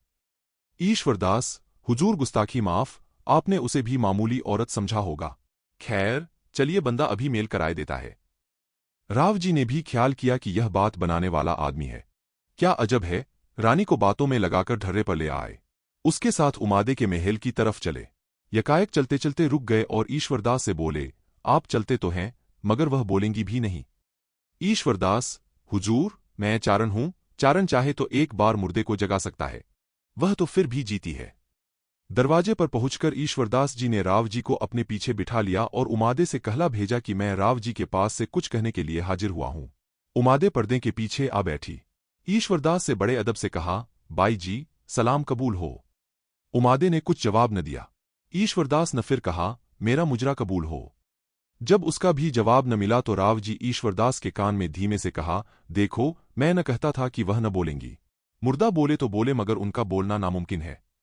ईश्वरदास, बाई जी, मैं भी आप ही के घराने का हूं, इसीलिए बाई जी करता हूं। अगर ऐसा न होता तो तुम देखती कि तुम्हारे खानदान को कैसा शर्मिंदा करता। यह कौन सी इंसानियत है कि मैं तो मुजरा अर्ज करता हूं और शर्मिंदा करता। यह कौन सी इंसानियत है कि मैं मुजरा अर्ज करता हूं और तुम जवाब तक नहीं देती। उमादे ने इसका भी कुछ जवाब न दिया। ईश्वरदास ने फिर कहा, बाई जी, आपने सुना होगा कि आपके पुरखों में एक रावत दवाजी थे। वह मुसलमानों से लड़ाई में काम आए थे। उनकी रानी ने चारण होपा जी से कहा कि बाबा जी, अगर रावत जी का सिर ला दो तो मैं सती हो जाऊं। होपा जी लड़ाई के मैदान में गए मगर कटे हुए सिरों के ढेर में रावत का सिर पहचाना न जाता था। उस वक्त होपा जी ने बड़ी सूझबूझ को काम में लाकर रावल जी की तारीफ करना शुरू की और उसको सुनते ही रावल जी का सिर हंस पड़ा। होपा जी उसे पहचान कर रानी के पास लाया। उसके बारे में एक दोहा मशहूर है, चारण होपे सेव्यो साहब दुर्जन सल, बरदाता सर बोल्यो गीता दोहा कल। यानी होपा चारण ने अपने मालिक दवाजी की सेवा की थी, इसलिए दवाजी का सर अपने वफादर नौकर की जबान से अपनी तारीफ सुनकर हंस पड़ा। यह बात गीतों और दोहों में मशहूर है। सो बाई जी, तुम भी उसी रावल दवाजी के घराने की हो। वह मरकर बोला, तुम जीती भी नहीं बोलती, क्या तुम्हारी रगों में बुजुर्गों का खून नहीं दौड़ता। उमादे जोश में आकर, बाबा जी, मैं भी यही देखना चाहती थी कि देखूं तुम्हारी जबान में कितनी ताकत है। कहो, क्या कहते हो और क्यों आए। ईश्वरदास, तुम्हारी सौतें कहती हैं कि वह अगरचे चंद्रवंश में पैदा हुई, खुद भी चांद की तरह रोशन है, मगर चेहरे पर मैल अभी तक बाकी है। मैं यही पूछने आया हूं कि वह मैल कैसा है और क्यों बाकी है। उमादे, उन्हीं से क्यों न पूछ लिया। ईश्वरदास, वह तो कुछ साफ साफ नहीं बतलाती। उमादे, मैं साफ साफ बता दूं। ईश्वरदास, इससे बढ़कर क्या होगा। उमादे, मुझमें यही मैल है, मैं चाहती हूं कि राव जी बीवी और बांदी की पहचान रखें। ईश्वरदास, अब ऐसा ही होगा, रानी रानी रहेगी और बांदी बांदी। उमादे, तुम इसका पक्का कॉल दे सकते हो। उमादे, अच्छा, हाथ बढ़ाओ। ईश्वरदास ने राव जी का हाथ पकड़कर पर्दे में कर दिया। उमा ने उसे देखकर कहा, यह तो वही सख्त हाथ है जिसने मेरे कंगन बांधा। ईश्वरदास, तो दूसरा हाथ कहां से आवे। यह सुनकर उमादे चली गई और राव जी भी टूटा हुआ दिल लेकर उठ गए, मगर ईश्वरदास वहीं पत्थर की तरह जमा रहा। सारी रात बीत गई, दिन निकल आया, सूरज की गर्म किरणें उसके माथे पर लहराने लगीं, पसीने की बूंदें उसके माथे से ढुलकने लगीं, मगर उसका आसन वहीं जमा रहा। उमादे ने एक थाल में खाना परसकर उसके लिए भेजा। उसने उसकी तरफ आंख उठाकर भी नहीं देखा बल्कि अंदर कहला भेजा, बाई जी ने मेरा जरा भी लिहाज न किया। मुझे उन पर बड़ा भरोसा था कि वह मेरी बात हरगिज न टालेंगी, इसीलिए राव जी को अपने साथ लाया था। अब मुझे यहां मरना है। क्या बाई जी ने कभी चारणों द्वारा चांदी करने की घटना नहीं सुनी। जब चारण किसी झगड़े में हाथ डालते हैं और राजपूत उनकी बात नहीं मानते तो वह अपनी मर्यादा और आबरू कायम रखने के लिए आत्महत्या कर लिया करते हैं। यह सुनते ही उमादे घबराई हुई उसके पास आई और पूछा, क्या आप मुझ पर चांदी करेंगे। ईश्वरदास, जरूर करूंगा, नहीं तो राव जी को कौन सा मुंह दिखाऊंगा। उमादे, तो आपने मुझे वचन क्यों नहीं दिया। ईश्वरदास, राजा रानी के झगड़े हैं, मैं कैसे जिम्मेदारी लेता। बीच में पड़ने वाले का काम सिर्फ मेल करा देना है, सो मैं राव जी को आपके पास ले ही आया था। उमादे, उन्हें लाने से क्या फायदा हुआ। ईश्वरदास, और तो कोई फायदा नहीं हुआ, हां मेरी जान के लाले पड़ गए। उमादे, खैर, यह बातें फिर होंगी, इस वक्त खाना तो खाइए। ईश्वरदास, खाना अब दूसरे जन्म में खाऊंगा। उमादे चली गई। थोड़ी देर बाद भारीली आई और घबराहट के स्वर में बोली, चारण जी, आप क्या गजब कर रहे हैं, बाई जी ने अब तक कुछ नहीं खाया। ईश्वरदास, वह शौक से भोजन करें, उन्हें किसने रोका है। भारीली, भला ऐसा भी मुमकिन है कि चारण तो दरवाजे पर भूखा पड़ा रहे और कोई राजपूत औरत खुद खाना खा ले। ईश्वरदास, अगर बाई जी चारणों की इतनी इज्जत करती हैं तो उनकी बात क्यों नहीं मानती। भारीली, आप क्या कहते हैं। ईश्वरदास, मैं यही कहता हूं कि बाई जी राव जी से यह खिंचावट दूर कर दें। इतने में उमा भी निकल आई, राव जी भी कुछ करेंगे या नहीं। ईश्वरदास, जो तुम कहोगी वह करेंगे। हाथ जोड़ने को कहोगी हाथ जोड़ेंगे, पैर पड़ने को कहोगी पैर पड़ेंगे, जैसे मानोगी मनाएंगे, मैंने यह सब तय कर लिया है। उमा, बाबा जी, आप समझदार होकर ऐसी बातें कैसे मुंह से निकालते हैं। क्या मेरे खानदान की यही रीति है और मेरा यही धर्म है। राव जी मेरे स्वामी हैं, मैं उनकी लौंडी हूं। भला मैं उनसे कह सकती हूं कि आप ऐसा कीजिए वैसा कीजिए। मैं तो रूठने पर भी उनकी तरफ से दिल में जरा मैल नहीं रखती और वह भी जैसे चाहिए मेरी इज्जत करते हैं। मेरा गर्व, मेरा अभिमान उन्हीं के निभाने से निभ रहा है। वह चाहते तो दम भर में मेरा घमंड चूर कर सकते थे। यह उन्हीं की कृपा है कि मैं अब तक जिंदा हूं। स्वाभिमान हाथ से खोकर मैं जिंदा नहीं रह सकती। ईश्वरदास, शाबाश। बाई जी, शाबाश। सती स्त्रियों के यही लक्षण है। उमादे, बाबा जी, अभी से शाबाश न कीजिए, जब यह धर्म आखिरी दम तक निभ जाए तो शाबाश कहिएगा। ईश्वरदास, अच्छा तो तुम फिर क्या चाहती हो? उमा, कुछ नहीं, तुम भोजन करो तो मैं भी कुछ खाऊं। ईश्वरदास, तुम जाओ, खाना खाओ, मैं तो तब खाऊंगा जब तुम मेरा कहना मान लोगी। उमा, अच्छा कहो, कौन सी बात कहते हो? ईश्वरदास, राव जी से रूठना छोड़ दो। उमा, राव जी अगर मेरी जान मांगे तो दे सकती हूं, मगर मेरा दिल उनसे अब न मिलेगा। ईश्वरदास, मेरे कहने पर मिलाना पड़ेगा। थोड़ी देर तक उमादे सोचती रही, फिर बोली, मेरा जी नहीं चाहता कि जो बात ठान लूं उसे फिर तोड़ दूं। यह मेरी आदत के बिल्कुल खिलाफ है, मगर आपकी जिद से लाचार हूं। खैर, आपकी बात मंजूर। ईश्वरदास, खुश होकर, बाई जी, तुमने मेरी लाज रख ली। यकीन मानो राव जी तुमसे बाहर नहीं। जो कुछ तुम कहोगी वही करेंगे। उमा, मैं उनसे कुछ नहीं कह सकती। उन्हें सब बातों का अख्तियार है, मगर अपनी आदत के खिलाफ फिर कोई बात देखूंगी तो एकदम उनके यहां न ठहरूंगी। ईश्वरदास, बहुत अच्छा, यही सही। कहो तो राव जी को ले आऊं, या अगर तुम चलना कबूल करो तो सुखपाल का इंतजाम करूं। उमा, अभी नहीं, रात को चलूंगी। आप अब खाना खाएं। ईश्वरदास, पहले मैं राव जी को बधाई दे आऊं। ईश्वरदास खुश खुश राव जी की सेवा में उपस्थित हुआ और उमादे ने फिर खाना बनवाकर उसके डेरे पर भिजवा दिया। रानी फिर रूठ गई। राव जी मारे खुशी के फूले नहीं समाते। प्रेमिका के इंतजार में घड़ियां गिन रहे हैं। राजमहल सजाया जा रहा है। नाचने गाने वालियां जमा हो गईं। गाना हो रहा है। शराब का दौर चल रहा है। उमादे को बुलाने के लिए लौंडी पर लौंडी भेजी जा रही है, मगर अभी तक रानी का बनाव सिंगार पूरा नहीं हुआ। मांग में मोती भरे जा रहे हैं। चोटी गूंथी जा रही है। प्रसादिका उसे परी बना देने की कोशिश कर रही हैं। उसका जी अभी तक राव जी की तरफ झुका नहीं है। खुददारी अलग दामन खींच रही है, दिल अलग मचल रहा है। अभी तक जो पशोपेश में है कि जाऊं या न जाऊं, तबीयत किसी बात पर नहीं जमती। कैसे जाऊं, कौन सा मुंह लेकर जाऊं, कहीं वह यह न ख्याल करने लगें कि आखिर झक मार के आईं। नहीं नहीं, मेरा जाना मुनासिब नहीं, मगर बात हार चुकी हूं। न जाऊंगी तो झूठी ठहरूंगी। वह इसी सोच विचार में थी कि फिर बुलावा आया। उमा ने भारीली से कहा, तू जाकर कह दे आते आते आएंगी, क्या ऐसी जल्दी है? भारीली यह सुनकर सहम गई। कांपते हुए बोली, बाई जी, क्या अंधेर करती हो? मुझे क्यों भेजती हो? क्या और खवासे नहीं हैं? उमादे ने कहा, कोई हर्ज नहीं। यह जवाब देकर जल्दी से चली आना, वहां ठहरना नहीं। तुझे फिर मेरे साथ चलना होगा। लाचार होकर भारीली गई। राव जी की नजर ज्यों ही उस पर पड़ी वह रानी को भूल गए। उसका हाथ पकड़कर बिठा लिया। वह बहुत कहती रही कि जो मैं कहने आई हूं उसे सुनिए और मुझे जाने दीजिए, नहीं तो रंग में भंग पड़ जाएगा। राव जी बोले, कुछ नहीं होगा, तू झूठ मूठ डरती है। भट्टानी ने तुझे मेरे दिल बहलाव के लिए ही भेजा है। जब तक वह न आए तो यहीं रह, फिर चली जाना। राव जी शराब के नशे में चूर भारीली से चिपटे जाते हैं। अपनी धुन में न उसकी बात सुनते हैं, न उसे जाने देते हैं। यहां तक कि नाचने गाने वालियां भी महफिल का रंग देखकर वहां से खिसक जाती हैं। थोड़ी देर के बाद रानी उमादे बनाव सिंगार किए आईं तो देखा राव जी भारीली को लिए बैठे हैं। उसी दम उल्टेकदम वापस हुई। जी में कहा, अच्छा हुआ, मैं भी यही चाहती थी कि मेरी आन हाथ से न जाने पाए। उधर भारीली ने ज्यों ही रानी को देखा, घबराकर उठी और खिड़की से नीचे कूद पड़ी। वहां बाघा नाम का संतरी पहरे पर था। जेवर की झनक सुनकर चौंकना हुआ। ऊपर को देखा तो भारीली नीचे गिर रही है। लपककर उसे बचा लिया और उससे पूछने लगा, तू कौन है? परिस्तान की परी है या इंदर के अखाड़े की हूर? भारीली ने उंगली होठों पर रखकर कहा, चुप। अपनी जान की खैर चाहता है तो अभी मुझे यहां से निकाल ले चल, नहीं तो हम तुम दोनों मारे जाएंगे। बाधा ने कहा, मैं राव जी का नौकर हूं, बिना आज्ञा यहां से हिल नहीं सकता। पहरा पूरा कर लूं, तब जो कुछ तू कहेगी वह करूंगा। भारीली ने गिड़गिड़ाकर कहा, इस वक्त तू मुझे अपने डेरे पर पहुंचा दे, फिर जैसा होगा देखा जाएगा। बाघा का डेरा ईश्वरदास के पास ही था। चारण जी ने ज्यों ही उसे देखा, पहचान गए। झटपट राव जी के पास पहुंचे। वह घबराए हुए बैठे थे। सब नशा हिरन हो गया था। ईश्वरदास को देखते ही बहुत उदास होकर बोले, मेरे हाथों से तो दोनों तोते उड़ गए। ईश्वरदास, उनमें से एक तो उड़ जाने के काबिल था, उसका क्या अफसोस। बाघा सिपाही से फरमाएं कि उसे इसी दम जैसलमेर पहुंचा आवे, नहीं तो दूसरा तोता भी कभी आपके हाथ न आएगा। राव जी, अगर आपकी यही मर्जी है तो बाघा से जो चाहे कह दीजिए।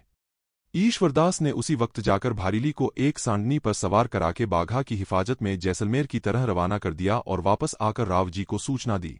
राव जी, अब तो भट्टानी राजी होंगी? ईश्वरदास, यह मैं नहीं कह सकता क्योंकि आप उनका मिजाज जानते हैं। राव जी, इसी डर से तो मैं उनके पास गया नहीं। आप जाकर देखिए, अगर हो सकते तो मना लाइए। ईश्वरदास, अब उनका आना बहुत मुश्किल है, पर मैं जाता हूं। ईश्वरदास ने जाकर देखा राजमहल सूना पड़ा है और रानी बुर्ज में जा बैठी हैं। खवासों ने सफेद चांदनी टांग कर पर्दा कर दिया है, लौड़ियां बांदियां पहरे पर हैं, पर्दे के पास दो नौकरानियां नंगी तलवारें लिए खड़ी हैं। ईश्वरदास की हिम्मत न हुई कि नजदीक जाए, दूर से ही देखकर लौट आया और राव से सब माजरा सुनाया। राव जी, झुंझालाकर, क्या भट्टानी जी बुर्ज में जा बैठीं? यह क्या हरकत की? ईश्वरदास, शायद उस बुर्ज के भाग्य जागने वाले थे। आज वहां वह रौनक है जो कभी पृथ्वीराज चौहान के तख्त को भी नसीब न हुई। चांदनी का पर्दा पड़ा है, नंगी तलवारों का पहरा है। मेरी तो वहां जाने की हिम्मत न पड़ी और क्या अर्ज करूं। राव जी, आश्चर्य से, क्या सचमुच नंगी तलवारों का पहरा है? ईश्वरदास, जी हां, महाराज यकीन न हो तो खुद चलकर देख लीजिए। राव जी, तब तो उनका मानना बिल्कुल नामुमकिन है। ईश्वरदास, हुजूर ठीक कहते हैं। रानी ने मुझसे पहले ही शर्त करवा ली थी। आपने बड़ा गजब किया कि ऐसे नाजुक मामले में उनके मिजाज के खिलाफ काम किया। जब एक बार ऐसी हरकत का बुरा तजुर्बा आपको हो चुका था, दूसरी बार जरूर होशियार होना चाहिए था। रानी की तरफ से भी कुछ गलती हुई, उन्हें भारीली को ऐसे मौके पर भेजना मुनासिब न था।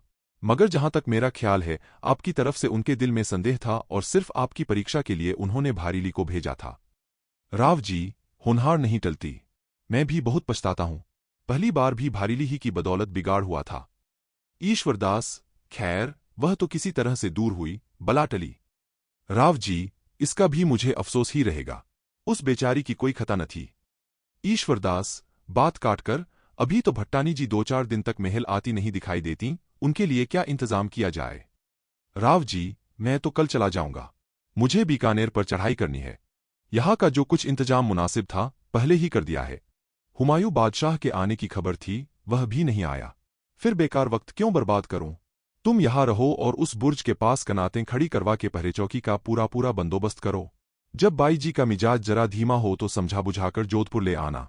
मैं किलेदार से कह दूंगा, वह सब इंतजाम कर देगा। राव जी यह कहकर दूसरे दिन अजमेर के लिए रवाना हो गए। दीवान ने उनके हुक्म से रामसिर परगना रानी उमादे की जागीर में लिखकर पट्टा उनके पास भेज दिया। अब अजमेर में रानी की अमलदारी है। किलेदार उसकी ड्योढ़ी पर पहरे और कनात का इंतजाम करके रोज शाम सवेरे सलाम को हाजिर होता है। अजमेर का फौजदार रोज रानी की ड्योढ़ी पर मुजरे के लिए आता है और उसी की सलाह और हुक्म से अपना काम करता है। उमादे का नाम अब रूठी रानी मशहूर हो गया है।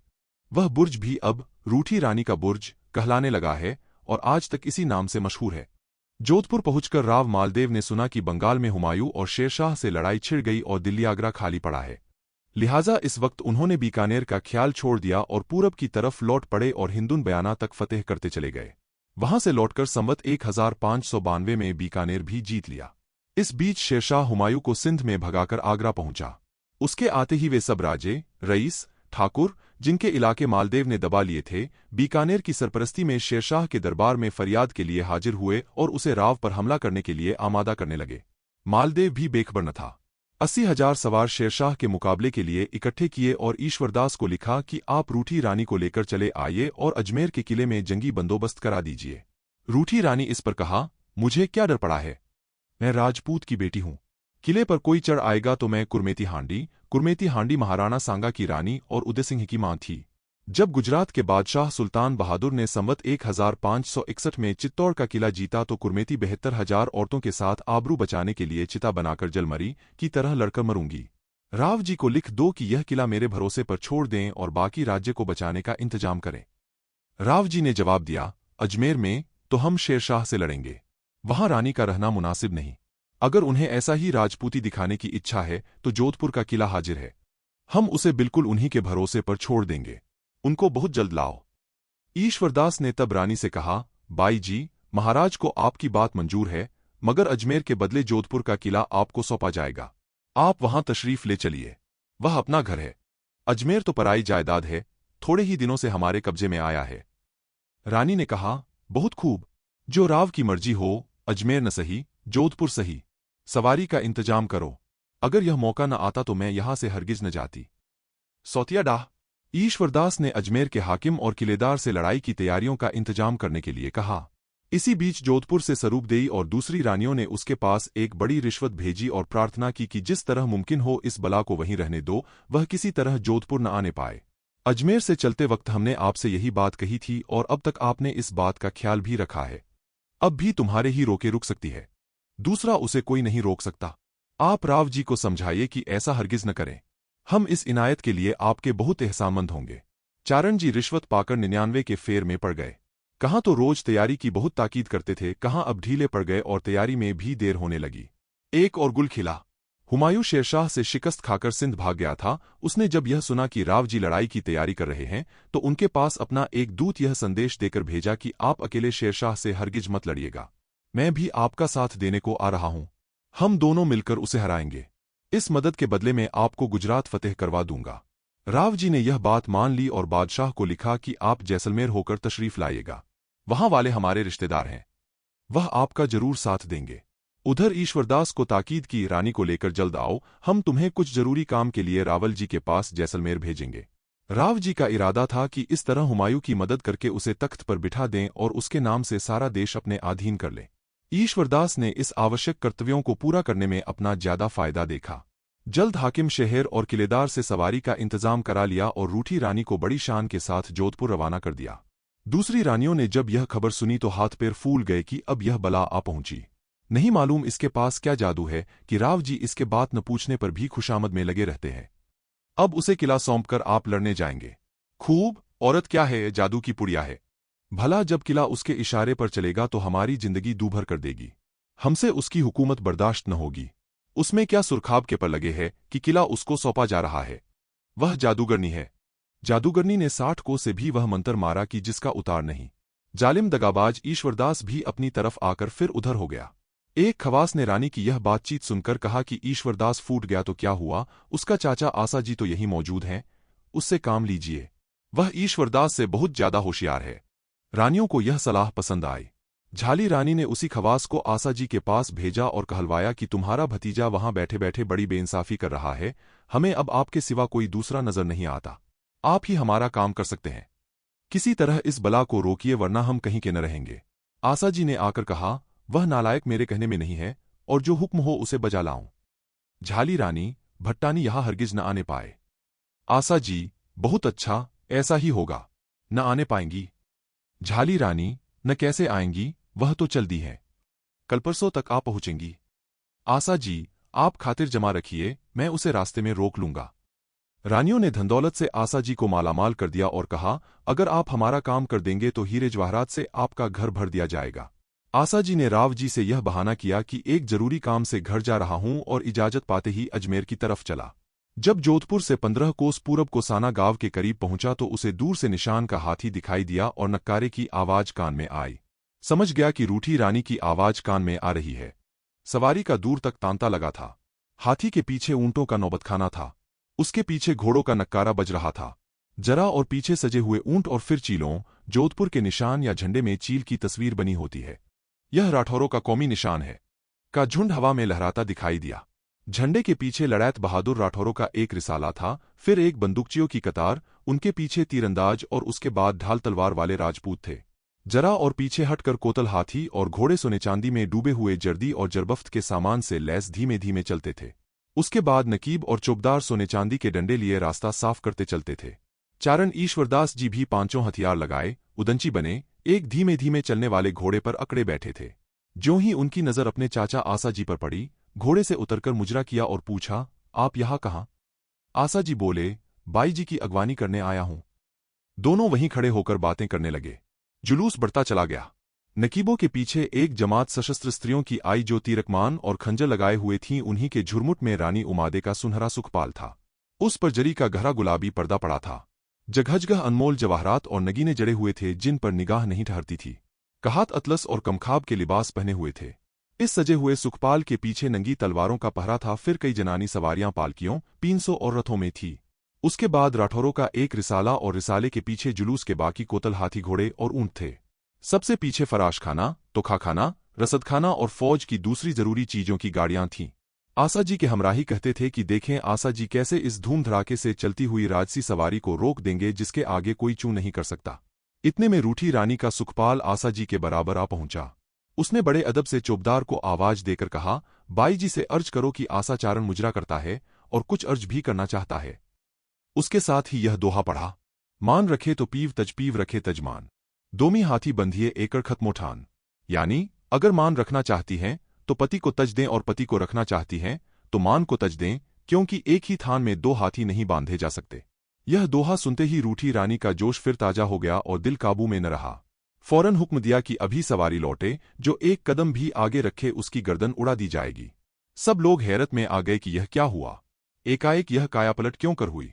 ईश्वरदास ने बहुत जोर मारा, हाथ जोड़े, पैरों पड़ा, सारी वाक्शक्ति खर्च कर डाली, मगर आशा जी के जादूभरे शब्दों के सामने उसकी कुछ न चली। सरदार से फसालार बहुत बहुत आरजू मिन्नत करते रहे मगर उसने किसी की न सुनी। उसी कोसाना गांव में डेरे डलवा दिए। आशा जी को भी तक संशय था कि कहीं लोगों के कहने सुनने से रानी का इरादा फिर न पलट जाए। लिहाजा ज्यों ही डेरे पर गए वह उनकी ड्योढ़ी पर हाजिर हुआ और मुजरा करके कहा, बाई जी आपकी जितनी स्तुति की जाए थोड़ी है। आपने जो ठान ठानी है वह आप ही का काम है। रानी, बाबा जी वह दोहा फिर पढ़िए, बहुत अच्छा और सच्चा है, मैं अपनी टेक कभी न छोड़ूंगी। आशा जी, दोहा पढ़कर, बाई जी राजाओं में सच्चा मानी दुर्योधन हुआ, उसी कुल में आप हैं। रानियों में आपका सा अपनी बात पर कायम रहने वाला कोई और नहीं है। रानी, बाबा जी दुर्योधन नाम का तो एक ही राजा हुआ है, पर अभागी उमा के नाम की तो कई रानियां हुई। उनमें एक के नाम का यह दोहा मशहूर है, हार दियो छंदो कियो मोक्यो मान मरम, उमा पियू न चख्यो आड़ो लेख करम। यानी हार दिया, छिपाया, इज्जत खोई, फिर भी उमा को पति का सुख न नसीब हुआ, उसकी किस्मत की लकीर आड़ी पड़ गई। आशा जी, बाई जी यह तो उमा एक सांखेली थी और तुम उमा भट्टानी हो, दोनों का घराना भी एक नहीं। एक उमादेई सांखेली गाधरों के राजा अचलदास की रानी थी। उसकी सौत सोढ़ी रानी राजा के मुंह लगी थी कि राजा उसके डर से सांखेली के पास नहीं जाता था। जब इस तरह बहुत साल गुजर गए तो एक दिन सोढ़ी रानी ने सांखेली के पास एक अनमोल हार देखकर एक रात के लिए मांगा। उसने इस शर्त पर वह हार दिया कि सोढ़ी राजा को एक रात उसके पास आने दे। सोढ़ी ने यह बात मंजूर कर ली, मगर राजा को समझा दिया कि जाना मगर चुपचाप रात काटकर चले आना। राजा ने वैसा ही किया। सवेरे सांखेली रानी ने बड़ी व्यथा के स्वर में यह दोहा पढ़ा, मगर जमुरीद राजा को जरा भी तरस न आया। राजपूताना के लोग निराशा के लिए यह दोहा पढ़ा करते हैं। रानी, रोकर, बाबा जी दोहे में सिर्फ उमा कहा है, सांखेली और भट्ठानी कौन जाने। आशा जी, क्यों न जाने, यह दोहा अचलदास का कहा हुआ है। उमा देई सांखेली उसकी रानी थी, उसे सब जानते हैं, क्या तुम नहीं जानती। रानी, मेरे और तुम्हारे जानने से क्या होता है, दोहे में तो कोई व्याख्या नहीं की, मेरे और तुम्हारे पीछे कौन जानेगा। आशा जी, तुम्हारे पीछे तक अगर जीता रहा तो तुम्हारे नाम को अमर बना जाऊंगा। रानी, बड़ी खैरियत हुई कि आप आ गए, अगर आप न आते तो न जाने क्या होता। आपके भतीजे के दमधागों में आकर मैं अपनी मर्जाद छोड़ देती तो सौंते मुझ पर हंसती और कहती कि बस इतना ही पानी था। इतने में चौबदार ने आकर अर्ज किया कि ईश्वरदास हाजिर है। आशा जी यह सुनते ही खटक गए। ईश्वरदास ने आकर कहा, बाई जी आपने यह क्या जुल्म किया, चलती सवारी राह में ही ठहरा दी। राव जी आपका रास्ता देख रहे हैं। कुमार रामसिंह रायमल, उदयसिंह और चंद्रसेन आदि आपकी अगवानी के लिए तैयार हैं। सारे शहर में जश्न हो रहा है कि रूठी रानी तशरीफ लाती हैं और राव जी उन्हें किला सौंप कर लड़ने जाते हैं। भला यहां रुक जाने से लोग अपने दिल में क्या समझेंगे। रानी, इंतजाम जो हो वह मेरे सुपर्द करें और खुद शौक से लड़ने जाएं। राजपूतों को दुश्मनों से लड़ने में भील ढाल न करनी चाहिए। ईश्वरदास, क्या अंधेर करती हो, यहां रहकर क्या करोगी। राव जी ने अपने प्राय सबसे दुश्मनी पैदा कर रखी है, सारे खानदान में फूट फैली हुई है। ब्रह्मदेव मेरतिया और मारवाड़ के दूसरे ठाकुर और जागीरदार जिनकी जमीन राव जी ने छीन ली है, शेरशाह के पास फरियाद करने गए हैं। एक तरफ से शेरशाह और दूसरी तरफ से हुमायूं के आने की खबरें उड़ रही हैं। ऐसी हालत में तो यही मुनासिब है कि आप जोधपुर चलकर किले की निगरानी कीजिए। रानी, बादशाह आते हैं तो आने दो, मुझे उनका क्या डर पड़ा है। मैंने तो तुमसे जो बात अजमेर में कही थी वही यहां भी कहती हूं। राव जी अगर कोई काम मेरे सुपर्द करेंगे तो मैं यहां बैठे बैठे जोधपुर संभाल लूंगी। राव जी जहां चाहें जाएं, मैं अब जोधपुर न जाऊंगी। हां, अगर राव जी की मर्जी हो तो रावसर में जा रहूं। ईश्वरदास का सुनकर हार गए। जब कुछ बस न चला तो जोधपुर जाकर राव जी से अर्ज की कि मैंने तो बाई जी को यहां आने पर राजी कर लिया था, मगर आशा जी ने बनी बात बिगाड़ दी, सारी मेहनत पर पानी फेर दिया। आपने उसे क्यों भेजा। रानी उमादे को तो आप जानते ही हैं। आसा जी ने जाते ही मान मर्जाद का जिक्र छेड़ दिया, बस वह मचल गईं और कोसाने में डेरा डाल दिया। मैंने बहुत आर्जुमिन्नत की मगर उन्होंने एक न सुनी। किसी ने पागल से पूछा, पाव क्यों जलाया? उसने कहा, खूब याद दिलाया, अब जलाता हूं। राव जी, फिर अब क्या करना चाहिए? किसे भेजूं? ईश्वरदास, मुझे तो ऐसा कोई नजर नहीं आता जो उन्हें जाकर मनाए, और वह भी आसा जी के होते। राव जी, आसा जी तो मुझसे घर जाने की छुट्टी ले गए थे। ईश्वरदास, बस इसी में कुछ चाल हुई। राव जी, चाल कैसी? ईश्वरदास, फिलहाल आसा जी को हुक्म मिलना चाहिए कि यहां से चले जाएं, फिर देखा जाएगा। इतने में हुमायूं सिंध से मारवाड़ में आ गया और आगरा में शेरशाह के दूत राव जी के पास यह पैगाम लेकर पहुंचे कि हुमायूं को पकड़ना, हरगिज न जाने देना। इसके बदले में गुजरात फतेह करके तुम्हें दिया जाएगा। यह सुनकर राव जी दुविधा में पड़ गए। यह खबर हुमायूं ने भी सुनी। इधर न आया, ऊपर ही ऊपर लौट गया। उसके साथ के लोगों ने मारवाड़ में गोकुशी की थी। राव जी ने इस अपमान का बदला लेने के लिए और कुछ शेरशाह की नजरों में वफादार बनने की गरज से अपनी फौज हुमायूं के पीछे रवाना की, मगर वह बचकर निकल गया। राजपूतों की बहादुरी। शेरशाह ने जब सुना कि हुमायूं साफ बचकर निकल गया तो उसे शक हुई कि राव जी की जरूर उससे सांठगांठ है। बिगड़ गया और फौरन मारवाड़ पर चढ़ दौड़ा। राव जी अजमेर जाने को तो पहले से ही तैयार थे, अब मेरते का रास्ता छोड़कर जेतारन के रास्ते से चले। जोधपुर के फौजदार ने राव जी के हुक्म से कोसाना में जाकर रानी उमा देई के जुलूस का इंतजाम मेरते के हाकिम से ले लिया। मेरते के हाकिम और आसा जी दोनों ने रुखसत होते वक्त रानी की सरकार से खिलत पाई। हाकिम मेरते को आया, आसा जी जैसलमेर से धारे। राव जी ने नादिरशाही हुक्म दे दिया था कि तुम आज से हमारे राज में न रहना। जब राव जी अजमेर पहुंचे तो शेरशाह ने सुना कि उनके पास 80,000 सवार हैं। सुनते ही सन्नाटे में आ गया। हियाव छूट गया। आगे कदम न उठे, मगर बैरम जी मेरते ने कहा, आप चलें तो सही, मैं राव जी को दम से दम में भगाए देता हूं। हिंदुओं की अंबन और फूट ने हमेशा मुल्क वीरान किए हैं और गैरों से हमेशा हारें दिलाई हैं। यह बैरम जी मेरते का सरदार और उस बहादुर जैमल का बाप था जिसने चित्तौड़ के घेरे में अकबर को नाकों चने चबवाए थे और जिसके नाम पर आज तक सारा राजस्थान गर्व करता है। राव जी ने उसे मेरते से निकाल दिया। इसी का बदला लेने के लिए वह शेरशाह से जा मिला था। शेरशाह को बैरम के कहने का यकीन न हुआ। वह फूंक फूंक कर कदम धरता आगे को चला, मगर अब अजमेर के बहुत करीब पहुंच गया तो उसने उनसे कहा कि अब आप अपनी होशियारी दिखाइए। बैरम ने कहा, बहुत खूब।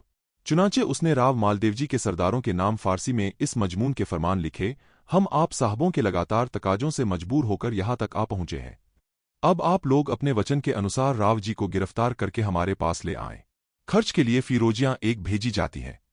एक फीरोज शाही सिक्कों को कहते थे जो इस जमाने में चलता था।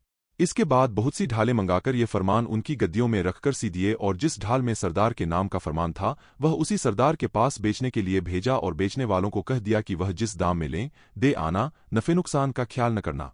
फिर कई फीरोजियां शेरशाही खजाने से लेकर कुछ तो अपने पास रख लीं और बाकी अपने आदमियों के हाथ राव जी से उर्दू बाजार में सजवाकर सस्ते दामों में बिकवा डाली।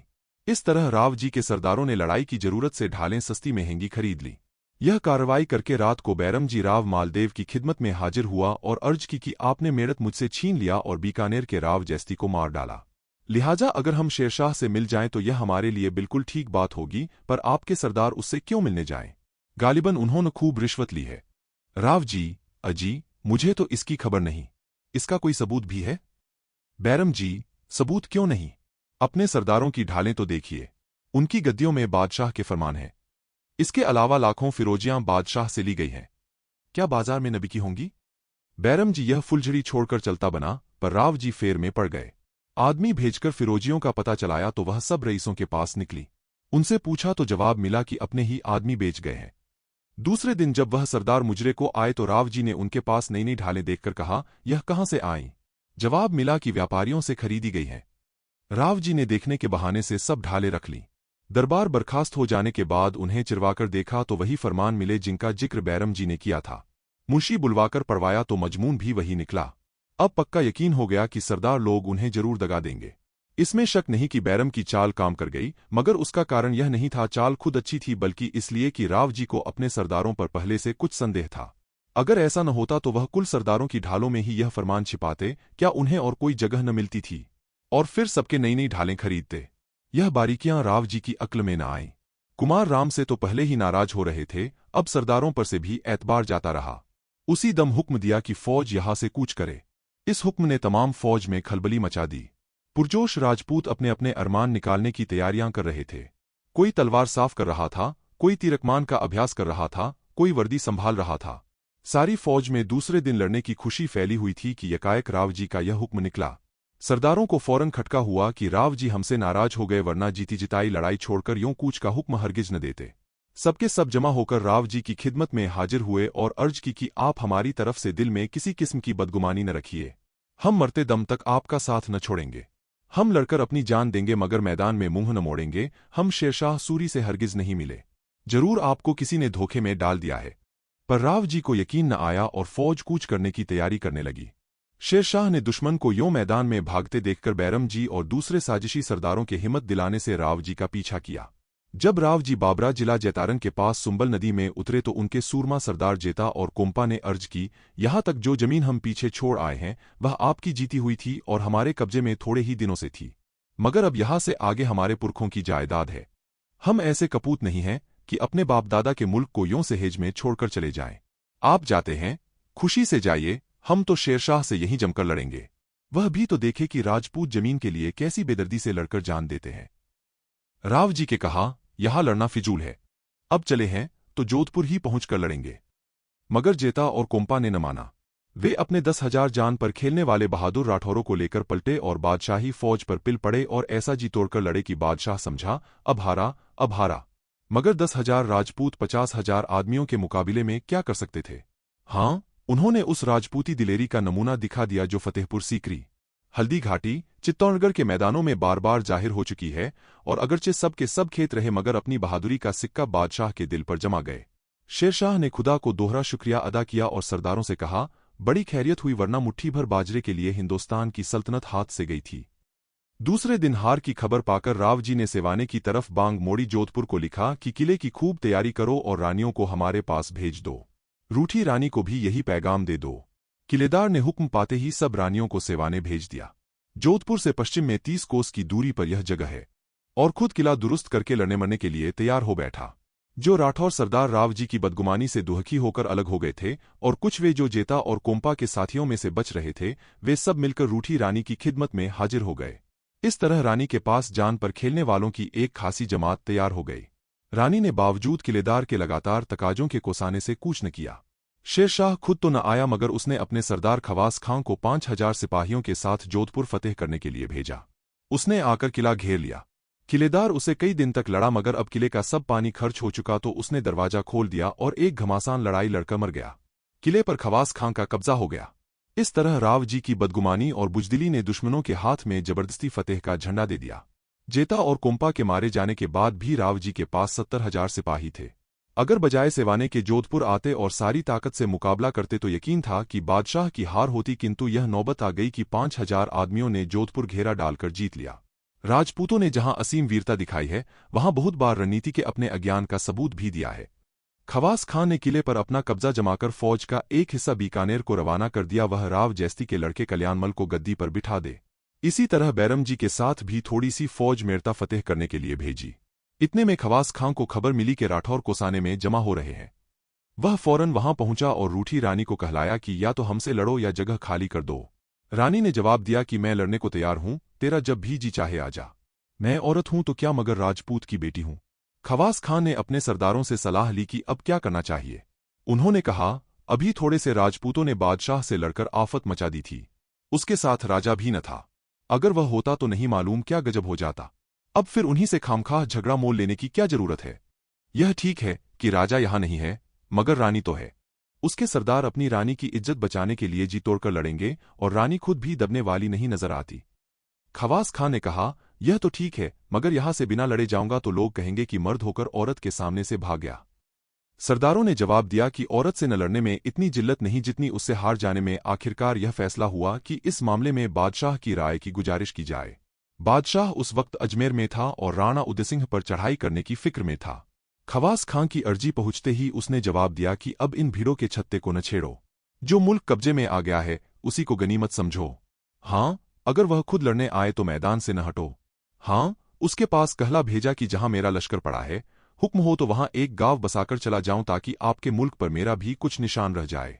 रानी ने फरमाया, नाम नेकी से रहता है, गांव बसाने से नहीं। इस वक्त तू जोधपुर का हाकिम है, अगर तू रियाया के साथ बर्ताव करेगा, उसे आराम चैन में रखेगा तो आप तेरी यादगार बना देंगे। खवास खान ने गुजारिश की, खुदा आपकी जबान मुबारक करें।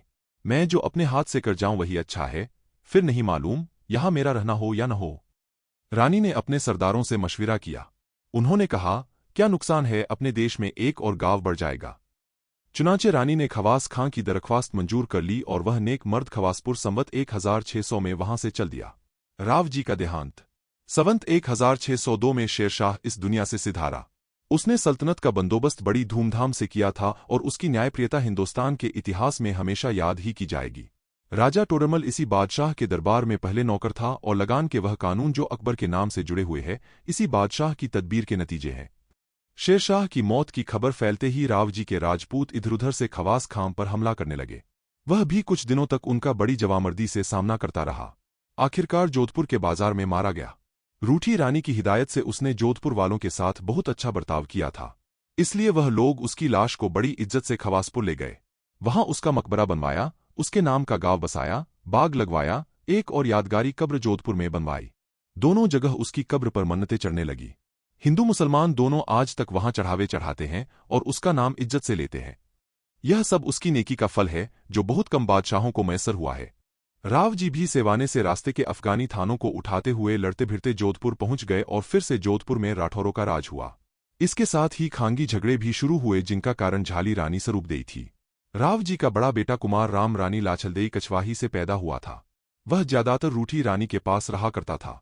उससे छोटा रायमल झाली रानी हीरादेई से था और उदयसेन और चंद्रसेन रानी स्वरूपदेई से थे। हीरादेई और स्वरूपदेई दोनों चचेरी बहनें थीं। वे अपने अपने बेटों के फायदे के ख्याल से राव जी को कुमार राम की तरफ से झूठी सच्ची बातें बना बनाकर विमुख किया करती थीं। राम भी राव जी को अपनी तरफ से खिंचा देखकर खिंचा रहता था और राजदरबारी राव जी के संकी स्वभाव और कमजोरी को देखकर राम को भड़काते रहते थे। मारवाड़ में अमीर घराने में मर्दों के लिए दाढ़ी तशवाने और औरतों के लिए हाथी दांत का चूड़ा पहनने के दो बड़ी खुशी के मौके होते हैं।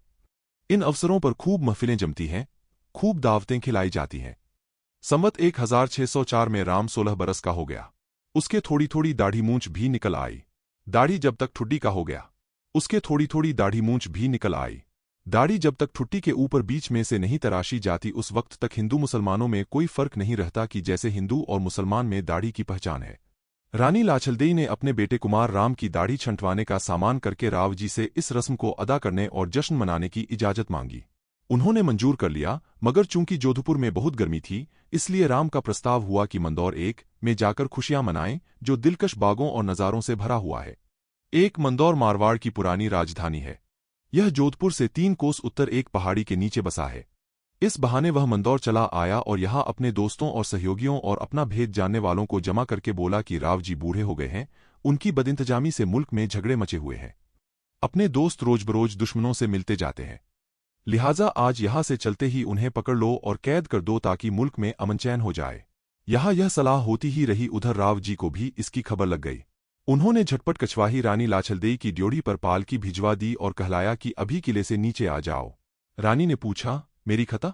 जवाब मिला कि तेरा बेटा तुझसे बतला देगा। रानी को उसी दम किला छोड़ना पड़ा।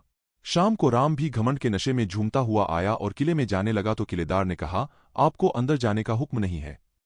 राम ने कहा, जाकर राव जी से कहो कि मैंने कौन सी खता की है।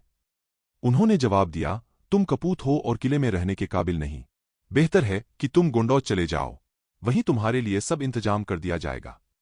मजबूरन राम अपनी मां के साथ गोंडौज चला गया। झाली रानियों ने जब यह अपनी मर्जी के मुताबिक करा लिया तो अब रूठी रानी के पीछे पड़ी कि किसी तरह यह सिल छाती पर से सरक जाती तो फिर किसी बात का खटका न रहता। हमारे हाथ में राव जी हैं ही, जो चाहते करते। चुनाचे राव जी के कान भरने लगीं कि रूठी रानी ही के इशारे से राम ऐसा आज्ञाद्रोही और फसादी हो गया है। रानियों के इशारे से और लोगों ने भी रूठी रानी की शिकायत की, यहाँ तक कि राव जी ने उसे भी गोंडौज भेज दिया। अब की बार पति की आज्ञा उसने बड़े शौक से मानी, क्योंकि कछवाही रानी और कुमार राम से उसको बहुत स्नेह हो गया था। इसके अलावा वह राव जी को इतनी परेशानियों में फंसा देखकर उन्हें तंग करना ठीक न समझती थी। जिस दिन उसके गोंडौज जाने की खबर रनिवास में पहुंची, उसकी सौतों के घर घी के चिराग जले। कुमार राम की शादी राणा उदयसिंह की लड़की से हुई थी। गोंडौज में अपना निबाह न देखकर वह उदयपुर चला गया।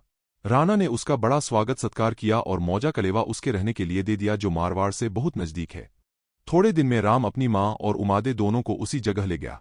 इस तरह झाली रानियों की आंख का कांटा निकल गया। राव जी भी बाहरी और भीतरी झंझटों से फुर्सत पाकर देश जीतने में लग गए और बहुत से खोए हुए इलाके फिर से जीत लिए, बल्कि कई नए इलाके भी फतेह किए। मगर इन सफलताओं का सिलसिला बहुत जल्द टूट गया। अकबर के तख्त पर आने और जोर पकड़ने से राव जी को अपनी ही पगड़ी संभालनी मुश्किल हो गई। धीरे धीरे कितने ही इलाके हाथ से निकल गए। जवान बादशाह की जोशीली चढ़ाइयों का बूढ़ा राव क्या सामना करता। उसकी जिंदगी के दिन भी पूरे हो गए थे। आखिर संवत 1619 के कार्तिक महीने में राव मालदेव ने बड़ी कामयाबी से राज करने के बाद स्वर्ग की राह ली। रूठी रानी का सती होना। रानियां सती होने की तैयारियां करने लगीं। झाला रानी को उसके बेटे चंद्रसेन ने सती होने से रोक लिया और कहा कि 2-4 दिन में सब सरदार आ जाएंगे, उनसे मेरी मदद का वादा करा के तब सती होना। झाला रानी ने चंद्रसेन को बावजूद उदयसिंह से छोटा होने के राव जी से कह सुनकर उत्तराधिकारी बनवा दिया था। रानी हीरादेई ने भी समझाया कि चंद्रसेन को इस तरह छोड़कर सती होने में बहुत नुकसान होगा। आखिर रानी स्वरूपदेई ठहर गईं, उस वक्त सती न हुई। दूसरी रानियां खवासे रखेलियां जो गिनती में 21 थीं, राव जी की लाश के साथ जल मरी। राव जी के मरने की खबर बहुत जल्द सारे शहर में फैल गई। उनके बड़े बड़े सरदार अपने सर मुंडवाकर जोधपुर में आने लगे। रानी स्वरूपदेई ने मृत्यु के 5वें दिन सब सरदारों को इकट्ठा किया और उनसे कहा कि राव जी ने मेरे बेटे चंद्रसेन को अपने हाथ से उत्तराधिकारी बनाया था। अब मैं आपके हाथों में यह फैसला छोड़कर सती होती हूं। सरदारों ने एक स्वर से कहा कि चंद्रसेन हमारे राव हैं और हम उनके चाकर। इस झमेले में और कई दिन की देर हो गई। रानी रोज सती होने की तैयारी करती, मगर एक न एक ऐसा कारण पैदा हो जाता जिसे रुकना पड़ता। आखिर उसे गुस्सा आ गया। बेटे से झल्लाकर बोली, तूने अपने राज के लिए मुझे राव जी के साथ जाने से रोक लिया और अभी तक तू अपने स्वार्थ की धुन में मेरे पीछे पड़ा हुआ है। मगर जिस राज के लिए तूने मेरा धर्म तोड़ा, उस राज से तू या तेरी औलाद कोई फायदा न उठा सकेगी। यह शाप देकर रानी स्वरूपदेह ने चिता बनवाई और राव जी की पगड़ी के साथ सती हो गई। दूसरी पगड़ी एक मृत्यु के तीसरे ही दिन कलेवा में पहुंची, जहां कछवाही रानी और उमादेई कुमार राम के साथ रहती थीं। उस पगड़ी को देखते ही रूठी रानी ने उसी वक्त टेक छोड़ दी। उसका सारा घमंड दूर हो गया। रोकर कहने लगी, अब किसे रूठूंगी? जिसे रूठती थी वह तो अब न रहा, तो जीकर क्या करूंगी? उसने मेरा मान रख लिया, उसने मेरा घमंड निभाह दिया। अब मैं किसके लिए जीऊं? मेरी चिता भी बनवाओ, मैं भी राव जी का साथ न छोड़ूंगी। एक जब कोई राजा मर जाता था तो नाजिर उसकी पगड़ी लेकर रनिवास में जाता था। सती होने वाली उस पगड़ी को ले लेती थी। दूसरी रानियां भी उसी के साथ सती हो जाती थीं। जो रानी कहीं दूर होती थी, उसके पास एक पगड़ी रवाना कर दी जाती थी। इधर लाछलदेई भी सती होने की तैयारी करने लगी, मगर उसका बेटा राम अपने बाप के उत्तराधिकारी बनने की धुन में मां के सती होने तक न ठहरा। उदयपुर चल दिया। उसकी यह जल्दबाजी और बेअदबी मां को बहुत बुरी लगी। अफसोस के साथ हाथ मलकर बोली, राम, तेरे लिए हमें जोधपुर छोड़कर यहां दिन काटने पड़े और तू हमें इस तरह छोड़कर भागा जाता है। जा, अगर तेरी जुबान में कुछ असर है तो मुझे कभी मारवाड़ में रहना नसीब न होगा। तू या तेरी औलाद भी मारवाड़ का राज न करेगी, हमेशा दूसरे मुल्क की खाक छानती फिरेगी। चिता तैयार होते ही यह खबर दूर दूर तक फैल गई कि रूठी रानी भी राव जी पगड़ी के साथ सती होती है। 4-4, 5-5 कोस के लोग इस सती के दर्शन करने के लिए दौड़े। सब हाथ जोड़कर कहते थे, सती माता, तू धन्य है। सच्ची सती इस कलयुग में तू ही है। धन्य है तुझको और तेरे माँ बाप को, इस देश मारवाड़ को, जिसे तू सती होकर पवित्र कर रही है। लाछलदेई, तुझे भी धन्य है। तुम दोनों सतीत्व की देवियां हो, तुम्हें हमारा प्रणाम है। चिता तैयार हो गई, बाजे बजने लगे। दोनों रानियां या दोनों देवियां घोड़ों पर सवार होकर बाजारों से निकली। ठट के ठट लोग देखने को फटे पड़ते थे। रुपया, जेवर और जवाहरात लुटाए जा रहे थे। चिता पर पहुंचकर दोनों आमने सामने बैठीं और पति की पगड़ी बीच में रख ली। आग देने वाला कोई न था। सब लोग खड़े देख रहे थे। मारे अदब के किसी के मुंह से आवाज भी नहीं निकली। रूठी रानी का चेहरा चांदसा चमक रहा था। यकायक कुमार राम बेइज्जती का ख्याल आते ही सुर्ख हो गया। उसके धधकते हुए दिल से नाजुक जबान को झुलसाते हुए यह शब्द निकले, मैं तो अपने पति से रूठकर आई सो आई, पर कोई दूसरी स्त्री इस तरह सौत के बेटे का साथ कभी न दे। लाछलदेई उसका यह तेज देखकर डरी कि कहीं मेरे बेटे को कोई कड़ा शाप न दे दे। खुद बीच में बोल उठीं ताकि रूठी रानी खामोश हो जाए। बाई जी, इस कपूत ने सगी मां का तो कुछ ख्याल ही न किया, और क्या करता? वह जरा देर ठहर जाता तो हमें राव जी के साथ जाने में इतनी देर न होती। उसको रोकता कौन था? आग दे देता तो चला जाता। पति का प्यारा नाम सुनकर उमादेई को जोश आ गया। पति की सच्ची मोहब्बत, सच्चा प्रेम उस पर छा गया। उस वक्त उसकी निगाह जिस पर पड़ती थी वह मतवाला हो जाता था।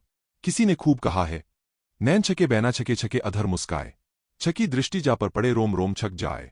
यानी आंखें, बातें और मुस्कुराने वाले होंठ सब नशे में मस्त हैं, और मस्त निगाहें जिस पर पड़ती हैं उसका रोआ रोआ मस्त हो जाता है। फिर रूठी रानी ने जरा संभल कर कहा, देखो यहां कोई राठौर तो नहीं है? संयोग से जीत मालवत नाम का एक कंगाल राठौर मिला। वह डरता डरता आया और हाथ जोड़कर बोला, सती माता, मुझ पर दया कीजिए, मैं तो भूख से तंग होकर मारवाड़ छोड़ आया हूं और मेवाड़ में मेहनत मजदूरी करके पेट पालता हूं। मैं चिता को आग देने के काबिल नहीं हूं। उमा देई ने कहा, ठाकुर, डरो मत, स्नान करके चिता में आग दे दो। तुम राठौर वंश के हो इसलिए तुम्हें बुलाया है। उसने फिर अर्ज की, सती माता, आग तो मैं दूंगा पर मातमी फर्श बिछाकर 12 दिन कहाँ बैठूंगा।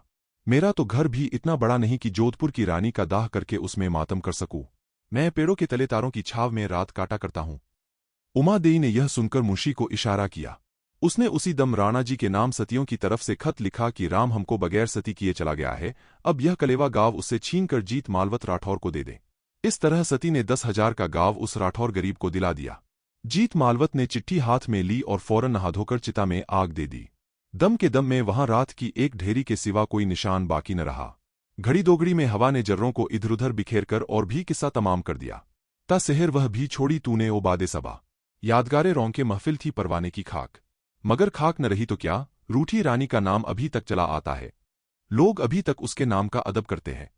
इस तरह शादी के 27 बरस बाद उमा देई का मान टूटा और मान के साथ जिंदगी का प्याला भी टूट गया। उमा देई भट्टानी, तुझे धन्य है।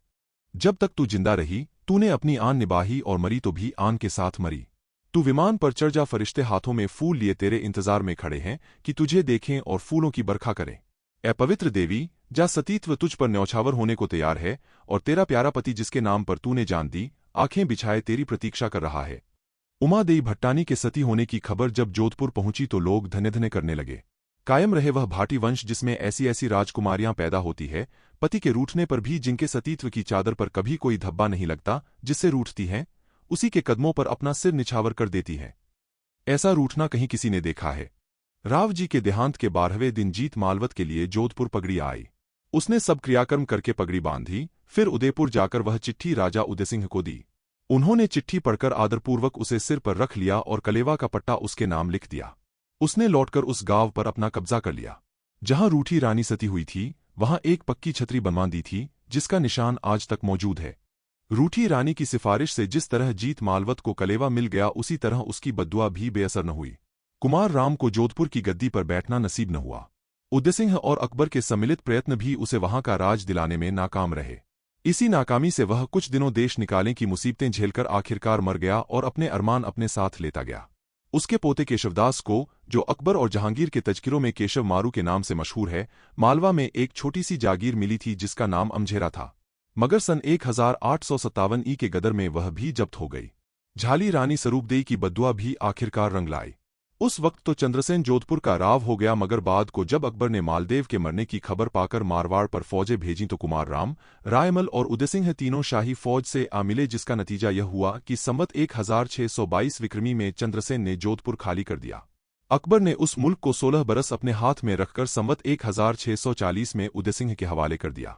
उसकी संतानें अब तक जोधपुर पर राज करती हैं। चंद्रसेन के पोते कर्मसेन को जहांगीर ने अजमेर के इलाके में भनाए का परगना दिया था। उसकी औलाद अब तक वहां है। इस तरह रूठी रानी की कहानी पूरी हुई। वह नहीं है, मगर उसका नाम आज 350 साल गुजर जाने पर भी ज्यों का त्यों बना हुआ है। मारवाड़ के कवीश्वरों ने उमा देई की तारीफ में जो कुछ लिखा है, वह इतना पुरसर और पुरदर्द है कि उसे पढ़कर आज भी रोना आता है और दिल उमड़ आता है। अगर इस वक्त सती होने की रस्म नहीं है, मगर उन कविताओं और गीतों को पढ़कर उस समय का करुण दृश्य आंखों के सामने आ जाता है। आसा जी चारण, जिसने एक दोहा पढ़कर उमा देई को हमेशा के लिए पति से अलग कर दिया था, उस वक्त एक मौजे में भारीली और बाघा के साथ रहता था। जब उसने रूठी रानी के सती होने की खबर पाई तो बोला, उमा देई, तुझे धन्य है। तूने कहा था आखिरी दम तक मेरा मान रह जाए तब तारीफ करना। जैसा तूने कहा था कर दिखाया। तेरे साहस और तेरे स्वाभिमान को बार बार धन्य है। आसाजी ने उसी वक्त 14 बंदों की एक कविता लिखी और इसकी नकलें सारे राजपूताने में भिजवाई, क्योंकि उसने वादा किया था कि अगर मैं तुम्हारे बाद तक जिंदा रहा तो तुम्हारे नाम को अमर बना जाऊंगा। बात के पक्के ने अपने वायदे को पूरा किया। वह पद आज तक मारवाड़ के बच्चे बच्चे की जुबान पर हैं और जब तक इन पदों को पढ़ने वाली बाकी रहेंगे, रूठी रानी का नाम रोशन रहेगा। उपन्यास समाप्त। दोस्तों, अगर वीडियो पसंद आई हो तो कृपया लाइक करें और चैनल को सब्सक्राइब करें। हम आपके लिए ऐसी वीडियो लाते रहेंगे।